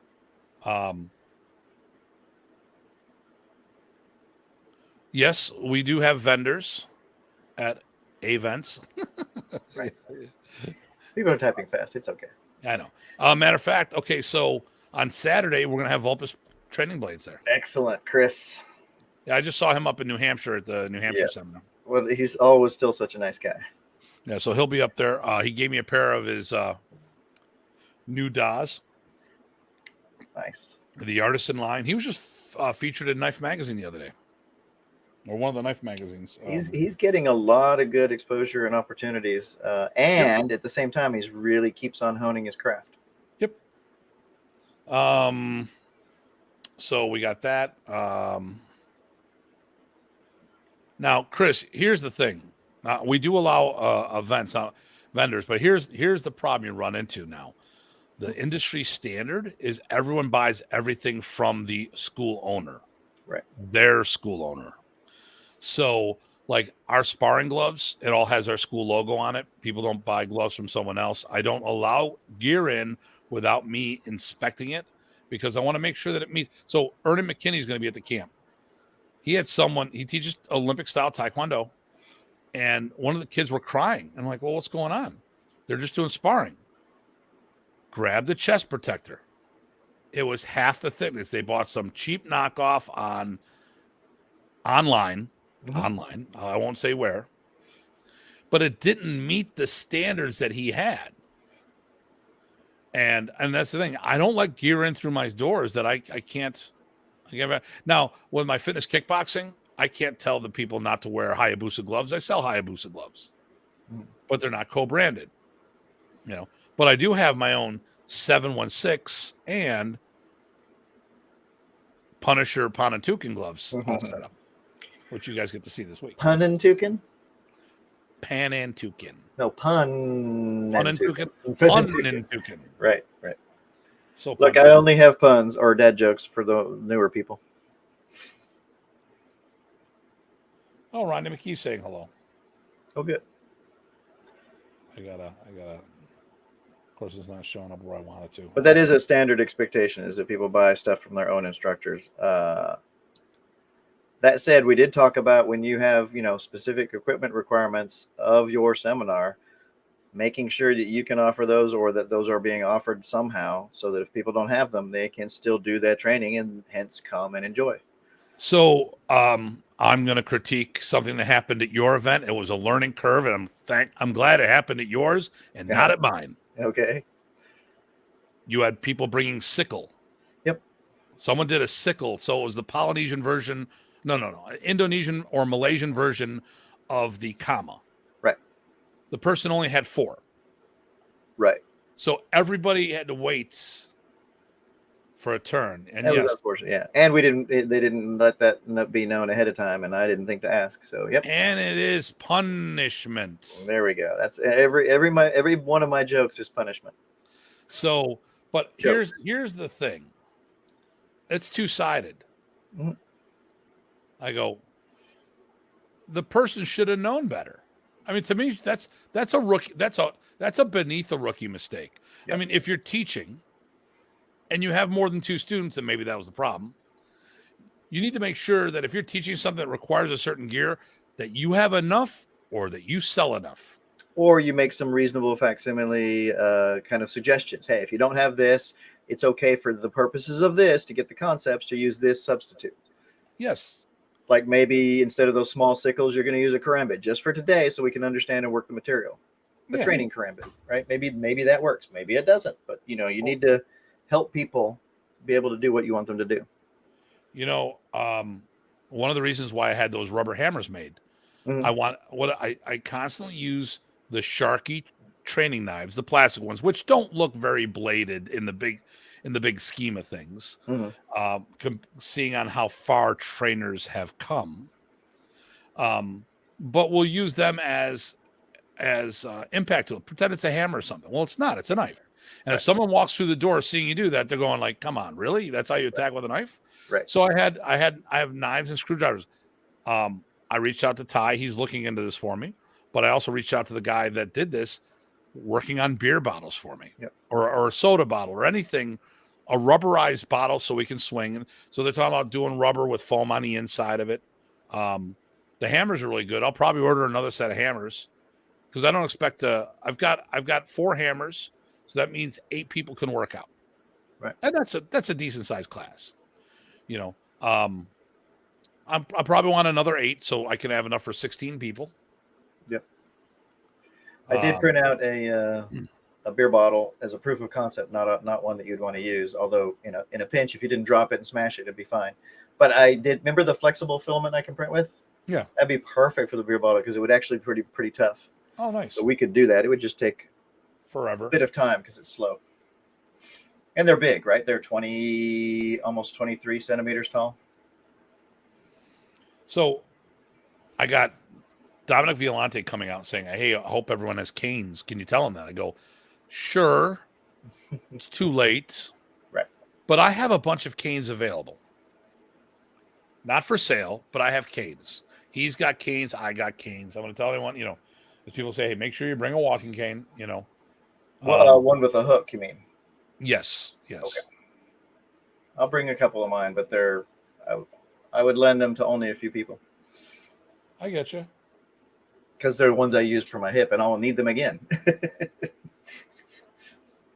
Hopefully this December.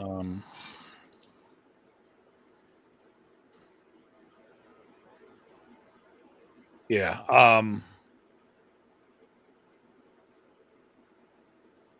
Yeah. I'm just reading this stuff real here. Okay, so whatever the topic is, there's a double thing here. You got to make sure that everyone's going to have the equipment if a certain equipment is needed, and do you have the space to use said equipment? So yes, it's a double standard. Like if we're going to do sword work, and you got a short ceiling, it's not going to work if you're doing like a long sword. Right. And I don't consider bolo swords. Right. You know, I mean, when you tell me sword, I listen. I know a Talabong is a short sword, but when you say, hey, let's do some sword work, I'm thinking two-handers. I'm thinking a hand and a half. I'm not thinking just a bolo in my hand. To me, that's the same thing as stick when it comes to room needed to participate. Right.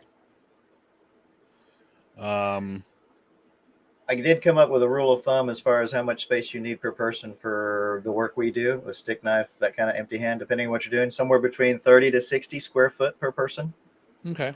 So if you have 1,000 square foot area, right? So it's 30 by 30. You can handle 30 people to 15 people, depending on how much moving around you're doing, which is about right. Because I used to have a 30 by 30 training area. So anyway, speaking of space, it's one of those things to plan for. But again, what are you training with? Are you using 6-foot staffs? And are they doing a lot of whirling motions, right? That's different than are they doing hand in the middle, two-man sets? Well, if you're doing like these new creative forms, yeah, there's a lot of tosses that you do. Right. Then you have the vertical space. Yep. And if you got low ceiling with sprinklers, that's a problem. That's not good. Yes. Not good. You know, or mirrors. Dieter blew out one of my mirrors. He was just testing it, see if it was shatterproof. It was not. Well, nobody got hurt, so in one sense. Almost. Right, well, right. Here's the thing. I'm going to say this, not in a negative way. It was all his fault. No. Listen, I get it. I mean, listen. He is used to, okay, Europeans, they don't have schools the way we have them over here. Right. Most of them, they're teaching in very large gymnasiums. Yep. With infinite ceiling space. Infinite ceilings, plenty of rooms. You got like 4 or 5 basketball courts or volleyball courts of size. So he's doing these dynamic disarms that launch sticks that go 30 feet in the air and this, that, not a problem. He has no experience teaching out of a dojo. Not like that. And just launched it right into one of my mirrors. He offered to pay. I said, don't sweat it. It was not a big deal. Well, yeah. It was a learning opportunity. I think he pays more attention now, I would imagine. Well, yeah. I mean, listen, I tell you what, I would have completely changed if that would have happened to me, and it could have. Sure. I would have changed my stuff for that. But you know what? I was brought up in that environment. So I look at things differently. I don't have those kind of rooms. And the other thing was he did this explosive disarm, launching a stick across the room. I'm more concerned about the people's safety in the room. I was going to say, yeah, one of the things I was trained is to launch the stick into the person that I'm working with. So there's that problem, but it also keeps me from breaking things. So I'm all about flash and bang. Sure. But I don't want to jeopardize the safety of the people that are there.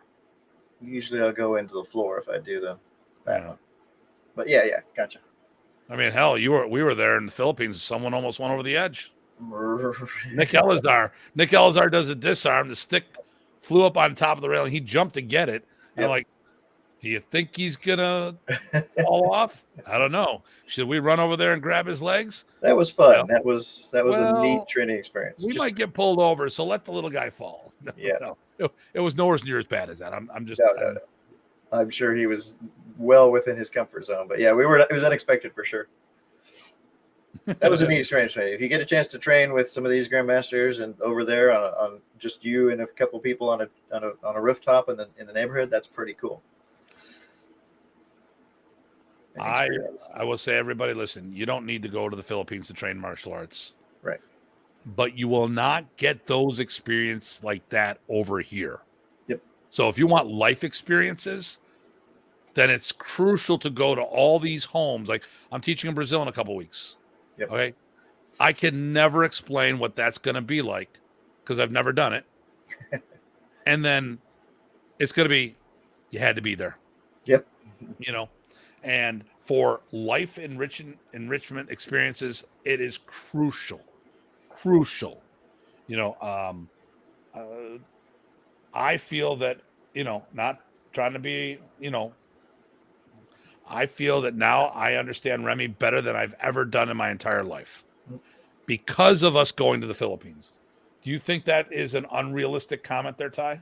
No, I think it's pretty reasonable. I think from the other side of things, like I said before, I think I connected with him just because of my background in a similar culture, and it matters, right? Whether you if it's getting some insight into someone you knew for a long time, and then you go to their area and get a feel for it, that's like seeing or feeling or getting to know a part of them that you didn't until then.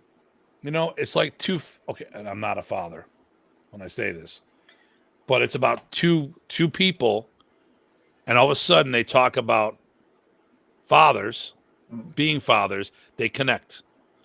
Two guys, like I connected with some of the parents in the school recently because they're working on cars, and I was in the automotive industry, so we connected on that level. Yes. And look who just showed up. You know who that is?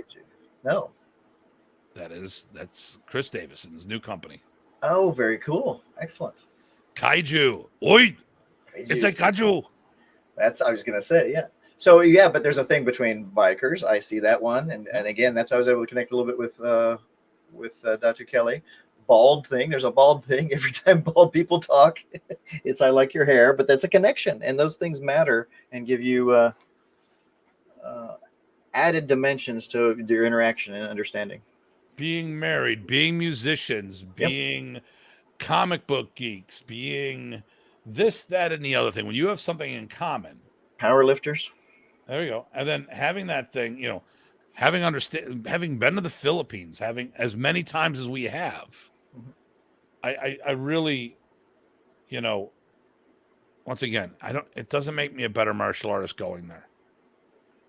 It's made me a better person, which has made me a better martial artist. There you go. Yep. So here's the thing I say: everything in my life is a symbiotic relationship with something else. It's just everything blends together. So if I get better in something, it usually helps everything else. And so, does going to the Philippines make me better? Yes, but not for the reasons people think it does. Right. Yep. And the thing here is, I'm not that guy who went there, locked himself in the room, went to someone's backyard and trained, and that's all we did the entire trip, because that is not how we roll. The whole point is feel the place and get those connections. You said it before, connections. Yep. Anyway, so did we cover the subject? I think we were sticking on the prep, right? Mainly. Yeah. I know we're running long, so I want to make sure that we got everything you wanted to talk about. I mean, there are some things you talk about during execution. A lot of that is, again, being consistent, considerate, aware, alert, make it a good experience for everybody involved. And then on the back end, I think there's some follow-up you can do, but we can discuss those things some other time if we want to. Yeah. So once again, I want to apologize for not being as prepared and being as distracted as I am. So I just want to run down the list real quick. There you go. That I go through. Yeah. So first of all, understand why you're hosting the event. Have a clear vision of what you're trying to do. And if the motivation is to make money, if that's your primary goal, then don't do it. Okay. You're probably going to be very disappointed. Right. All right. If the goal is to increase your knowledge, by all means. Now tournaments a little different. I make money doing tournaments, but there's a lot of places you can make money even if your tournament falls short. But we can talk about that at another time. And a lot of that's internal sales or private lessons. But Sure. for a training camp or seminar, so with a seminar, what are you trying to get out of it? And most likely you're hosting someone to learn something. Okay. Or it's a contractual agreement in the organization you're with and stuff like that. Okay. Things you need to do like that. So when I look at a seminar, I'm looking at to learn something. I'm looking at to defer the cost by allowing other people to attend at a lesser fee. And if I'm lucky, I may have made profit off of this. I host it for my people and open it up to the public or my seminar clientele, which now I can pull off because I have a big seminar clientele. But initially it was for my students that they enjoyed traveling, but sometimes, man, we want to see them again, but we can't. It's just too much money to go. Well, what if we hosted them here? This is what it's going to cost you. Oh, I'd do that. And that's how a lot of this stuff started happening. Because then we take the people out and then we're all hosts. We're all part of that experience. Make sure you understand all the financial responsibilities as the host you have. If you're the instructor, clear that shit out before you go. Make sure they understand what your financial needs are. Yes. And if you do something different, like, hey, this one, I'm going to do this because I'm going to be in the area, realize that they know that you're doing that because you're not making a special trip. You're in the area. When I do a seminar versus a seminar tour, my rates change because when I'm on tour, I'm already in the neighborhood. So I decrease those rates. Okay.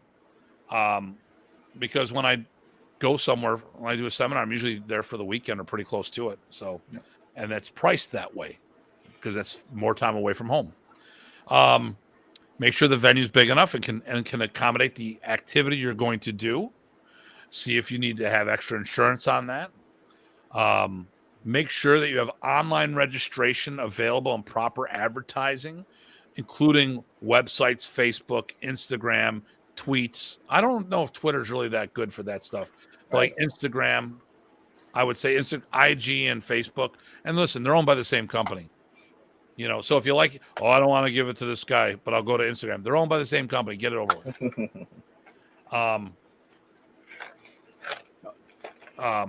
They're talking about Zuckerberg was thinking about buying what is it? Oh no, it was going to be a bad joke. I was going to get point. Oh, they're going to buy Twitter, so Facebook and Twitter would be together, and YouTube. Okay. YouTwitface. YouTwitface, yes. Yeah. I actually gotten a few students from next door. Believe it or not. Your next door neighbors? No, next door is it's like a Facebook, but a local community version. I have a good story that there you go, Chris. Helps do. Yep. You know who does really good sharing our material? Jack Latour. Yep. And did you see the post he put up about me the other day? Oh, no, he included me in it. Okay. So he goes, why do I repost all these people's stuff? And he goes, well, Tim Hartman was the one that really brought it up to my attention that, he likes the mindset of a rising tide raises all ships. So he really says some good things. I mean, like, and every time he's been on a show, he's constantly giving me credit, and he got it. He didn't get it at first. Right. I go, I'm not going to be everywhere. Right. I listen, and I'm not against Pikiti Tertia. Matter of fact, when I went to Bill McGrath's camp the one year, just to get out of town, and I was watching it, and I'm like, oh, that's all the stuff we teach. Like, it was you, me, and Chad talking together, and Jack was doing knife stuff outside, and literally was Remy's wrist lock transitions with a knife in the hand. He went from standing armbar back into standing center lock, back and forth. I'm like, Okay, all right, It we're doing the same thing. Now the is approach not the was same. different, but it was the same Right. freaking material. The flavor was different, but yeah. And it So was, consistent with their stuff. So we're not picking on it. I prefer modern, Sure. the Praces program over the Pikiti because we have a lot more, in my opinion, our approach is a lot more. I'll wait for it. We have a lot. I think ours is a better practical approach to combatives because we're not relying on having bolas with us at all times or impact tools. Mm. We are definitely now. Listen, they are a fighting / dueling art. You know, I think the PTI is more like the encyclopedia, where other groups are more of the fighting chapter. Not to say they don't fight, Mm. but there's some branches of Pikiti fight more. Sure. Okay. Um, but to me, I look at it like HEMA very much. A lot of the FMA industry. I mean, Balintwalk, same thing. I love my Balintwalk, but Mhm. it's for all intents and purposes, it's like doing HEMA. And for those who don't know HEMA, historical European martial arts. So, and dude, that is brutal shit when you play it. Mhm. I mean, fighting with steel swords, I've done a little of it. Oh my god, it's awesome. And the FMA works right in there really well when I'm doing saber. Oh my god, it's amazing. That being said, it's a heavier sword, and you get hit with that thing. Right. You know, but who's going to carry a saber around with them?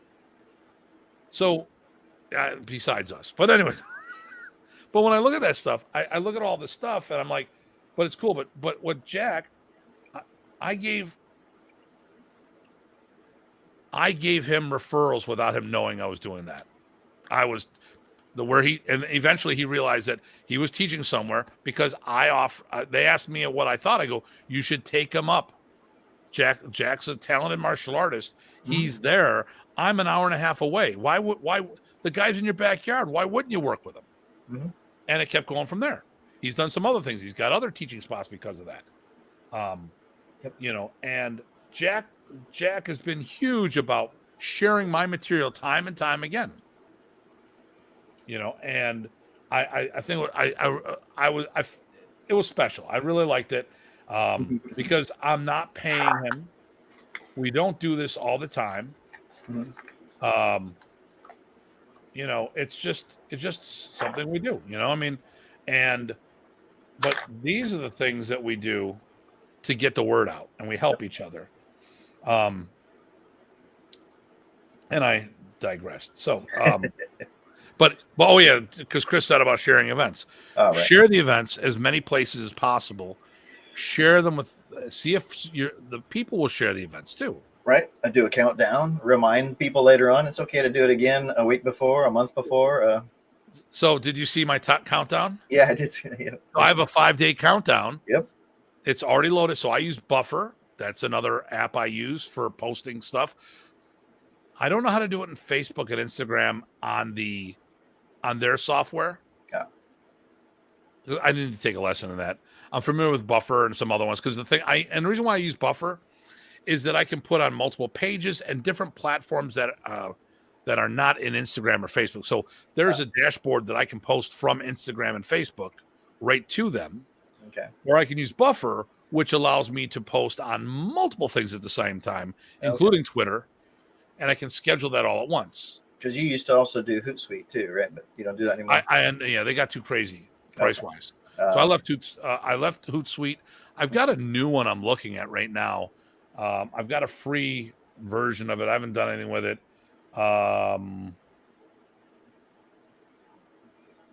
Metricool. I need to find another one. Hootsuite was for the free version was not doing too good for me. Yeah, I would look into Buffer. Okay. And but I'm looking at Metricool. That's supposed to be the thing. Allegedly, Metricool has a chart on when people are more active. Oh, nice. Okay. Yeah. So I just with the trip to Brazil, I just don't have time to get into that right now. And this camp. And then we did the symposium. Actually, I was talking to Dominic. I was like, "Why did?" Here's the other thing too, guys. Cancel all your other events if you're doing something. So here's the thing: like if I had a bunch of local guys, which I did for the event. So Dominic asked me, why did you do all your events so close to each other? Well, because the Buffalo Festival was just local guys. It wasn't the bigger group. And had I had more time, so Saratoga Martial Art Festival was supposed to be early March. So I talked to my guys, we decided to be April, a month later, so that wasn't supposed to be. So lo and behold, what happened ended up being the same weekend. Right. Now that's bad. That's poor planning on Mark Cardona's thing. Very bad, very poor communication. He told me when it was supposed to be. I gave him some dates because I go, you do know that one of the weekends you're picking is St. Patty's Day, right? So but our local guys, I mean, we had the same number. We probably had, I think we had more. I think he had more instructors there. I think they had 60 people and a good chunk of them were instructors. We had 60 people and only 8 were instructors. So, but when I do events, I also don't overload the calendar. So what I would do is like, hey, listen, if I'm going to host this event, what do you do these months? Well, every month I do this. I go, well, I'd kind of like it if you didn't do it this month because we want to push everything towards this. Just like, when are you going to do your tournament? Okay.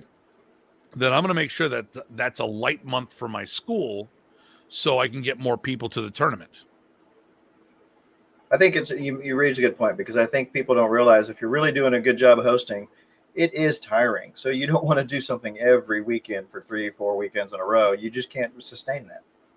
Here we go. We'll have 150 at the next festival. I hope so. Actually, I just announced Terry Dow is going to be one of our headliners. Nice. Terry's a good guy. I can't tell you who. Well, I can tell you. I'll tell you afterwards who I'm working on. I'm hoping. Actually, I got to talk to Terry tomorrow. I'm glad you saw that, Chris. All right, so we got. I digress. Okay, so have your budget, have a way to pay for it, have online advertising, have electronic registration, have an early bird rate to sell it. Okay. It's not a discount. It's not a late fee. It's an early bird fee. There you go. Plus, that helps you scope. Hey, did I actually get a big enough place? Because I'm seeing this early draw. Okay, and you can adjust. Do I have enough sticks? Do I have enough T-shirts? Yep. Do I have enough this, that, or the other thing? All these things, and you can do stuff well in advance. Yep. Hey, I need to have wristbands. Okay, well, you can get 100 of them. Oh no, I'm going to need more than that. Okay. All right, good. And this year I gave out the Modern East wristbands. Next year I'm building one just for the festival. Oh, nice. And it'll have the festival name on it, that's how I could identify who registered and who didn't. There you go. Oh, that person doesn't have a wristband. I'm going to go. I went up. Oh, come here. You need to fill out a waiver. You need to have a waiver. You have all this stuff. If there's going to be a meal break, if you're starting in the morning and you're going to take at least 1 or 2 meal breaks, are you catering or are we going somewhere? Is there somewhere close by or will they need transportation? If they need transportation, will you be able to handle the people who don't have transportation? These are all little tidbits. And the timing of the breaks will matter on each of those answers. Yep. How far away is food? Mm-hmm. Is it a reasonable distance? Like in my plaza, I got Uncle Pudgy's right next door. I got a Chinese thing at the end of this thing. And I also have, hopefully, a food truck this week. Looking forward to all these things, and then there's plenty we got Mighty Taco around the corner. We've got an Ultimate Taco. We got a McDonald's. We've got a Wendy's, and they're building a Burger King right next to it. Oh, wow. There's a Taco Bell there. There's plenty of pizzerias. Yes. There's a Tops and a Wegmans, 2 very large grocery stores, which they all have their own little areas for food. And I'm not talking I'm talking like a lunch area. Mm-hmm. So you have a table. We wouldn't be able to go there. It's not like when we did the Academy. It's not the mega Wegmans, or actually Wegmans might be. The Tops has got just a couple little tables there, these are all the things that you look at. If it's a multi-day event, what are we doing for socialization afterwards? Or are you just saying we'll see you tomorrow morning? And some places that's fine. Yep. Do you have the teaching aids you need there? Do you have a safe environment for the activity that we're doing? Okay. And like I said, advertising.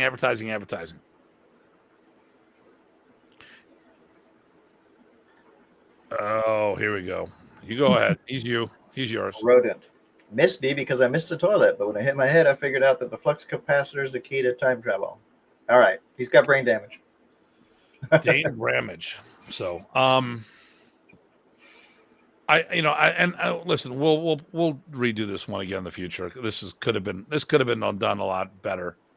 I think both Ty and we could bring a checklist, and we could make sure that we stay on it. Plus, then we get the chance to talk about the during execution and any post follow-up. So those are all pieces we didn't even touch to yet. So yeah, it's probably worth doing again. And listen, I'm going to tell you somehow something simple went sideways. Simple. We're doing photos at the reunion camp, and one of Chuck's guys is going undercover. He's law enforcement. So he got twisted that he wasn't part of a photo. And it got to me, so I took him into we had the coat room. I'm like, dude, listen, I'll set it all up, but you told me you were going undercover. So I put another photo together, shop, and I go, everyone's got to put the camera away. And people are like, well, I go, stop, listen. I go, we have people here who are going to be doing some undercover work, right, and we cannot have them taken in a photo. So please put your cameras away. We're only going to have one person take a photo. Okay. Thing that pissed me off is 3 months later, the person had photos of himself all over the internet. I'm like, really? Yep. Really? After all that? Yep.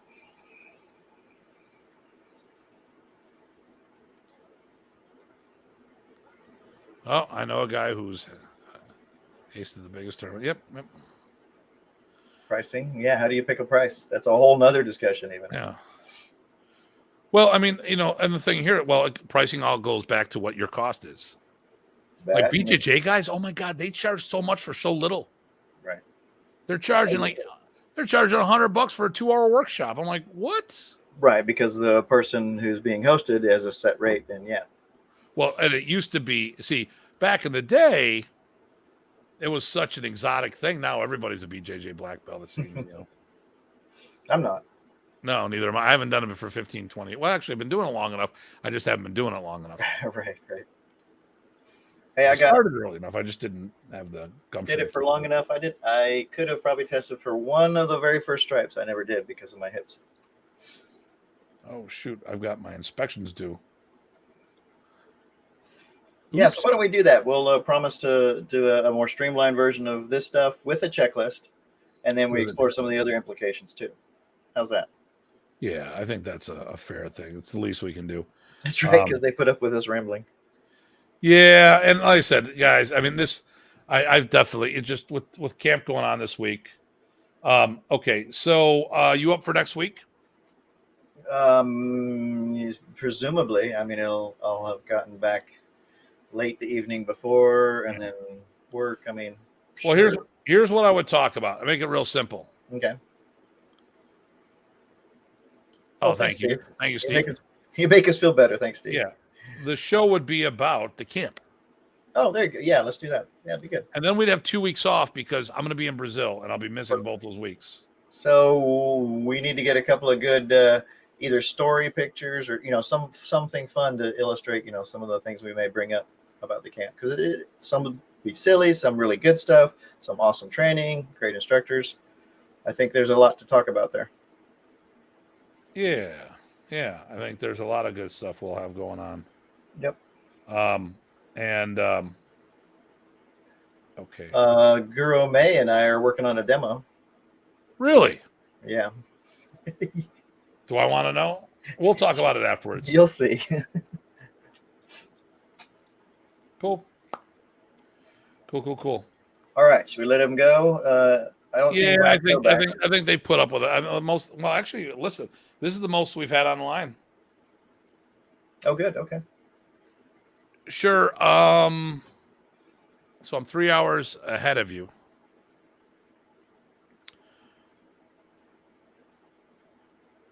So call it your 2 p.m. That'd be 5 o'clock. That'd be rough. No, because No, then his 2 p.m. So he I go called to you at his 2. I got class at 5. So Oh, if right. you can call me at like noon, That'll get you but 3. noon to 1:30. Or call Datu when you wake up. That'll be good. Yeah, you could try that. I got a kickboxing class in the All right. morning. Okay. No, you know, do you have my number, Eric? I think he's got my number. And then 6 o'clock on, I'm done. Okay, 6 o'clock your time is 9 my time. My kickboxing class will be over, so I'll be free. I'll be waiting for you. I When do should you get think? there 6, 7, 5, 6, 4, 4, 5, 6, somewhere in there. Okay. Yes, I'm Eastern time. 5 or 6, we'll say. Yes. Yeah. So we'll see how things go. But yeah, I mean, we could try.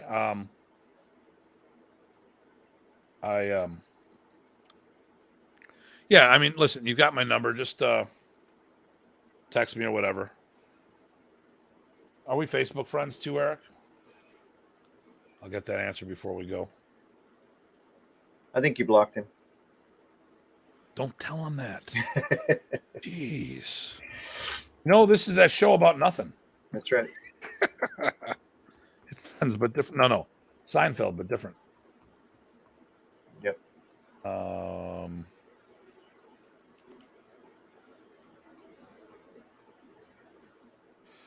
I just Facebooked you my phone number because we are Facebook friends. Hey, you got to see about Mr. Blue getting on the show before he retires. So his teacher was Herb Blue. Nice. Another original. I was going to say they're RPC. Nice. So, not many of us that have been, training with Remy since the mid 80s. But that's cool. That's cool. All right. Well, listen. Hopefully we'll see you guys. Some of you this weekend. Darren, we'll see him. And then we'll go from there. Well, listen, like I said, we're going to do a better job on this. This week was a little off. Ty and I got a little follow-up, and then we're all going to do our own thing. So we will see you all soon. So please, as always, please stay safe and stay sane. Yep. This is Datu Tim. And PG Ty. Take care, everyone. See you soon.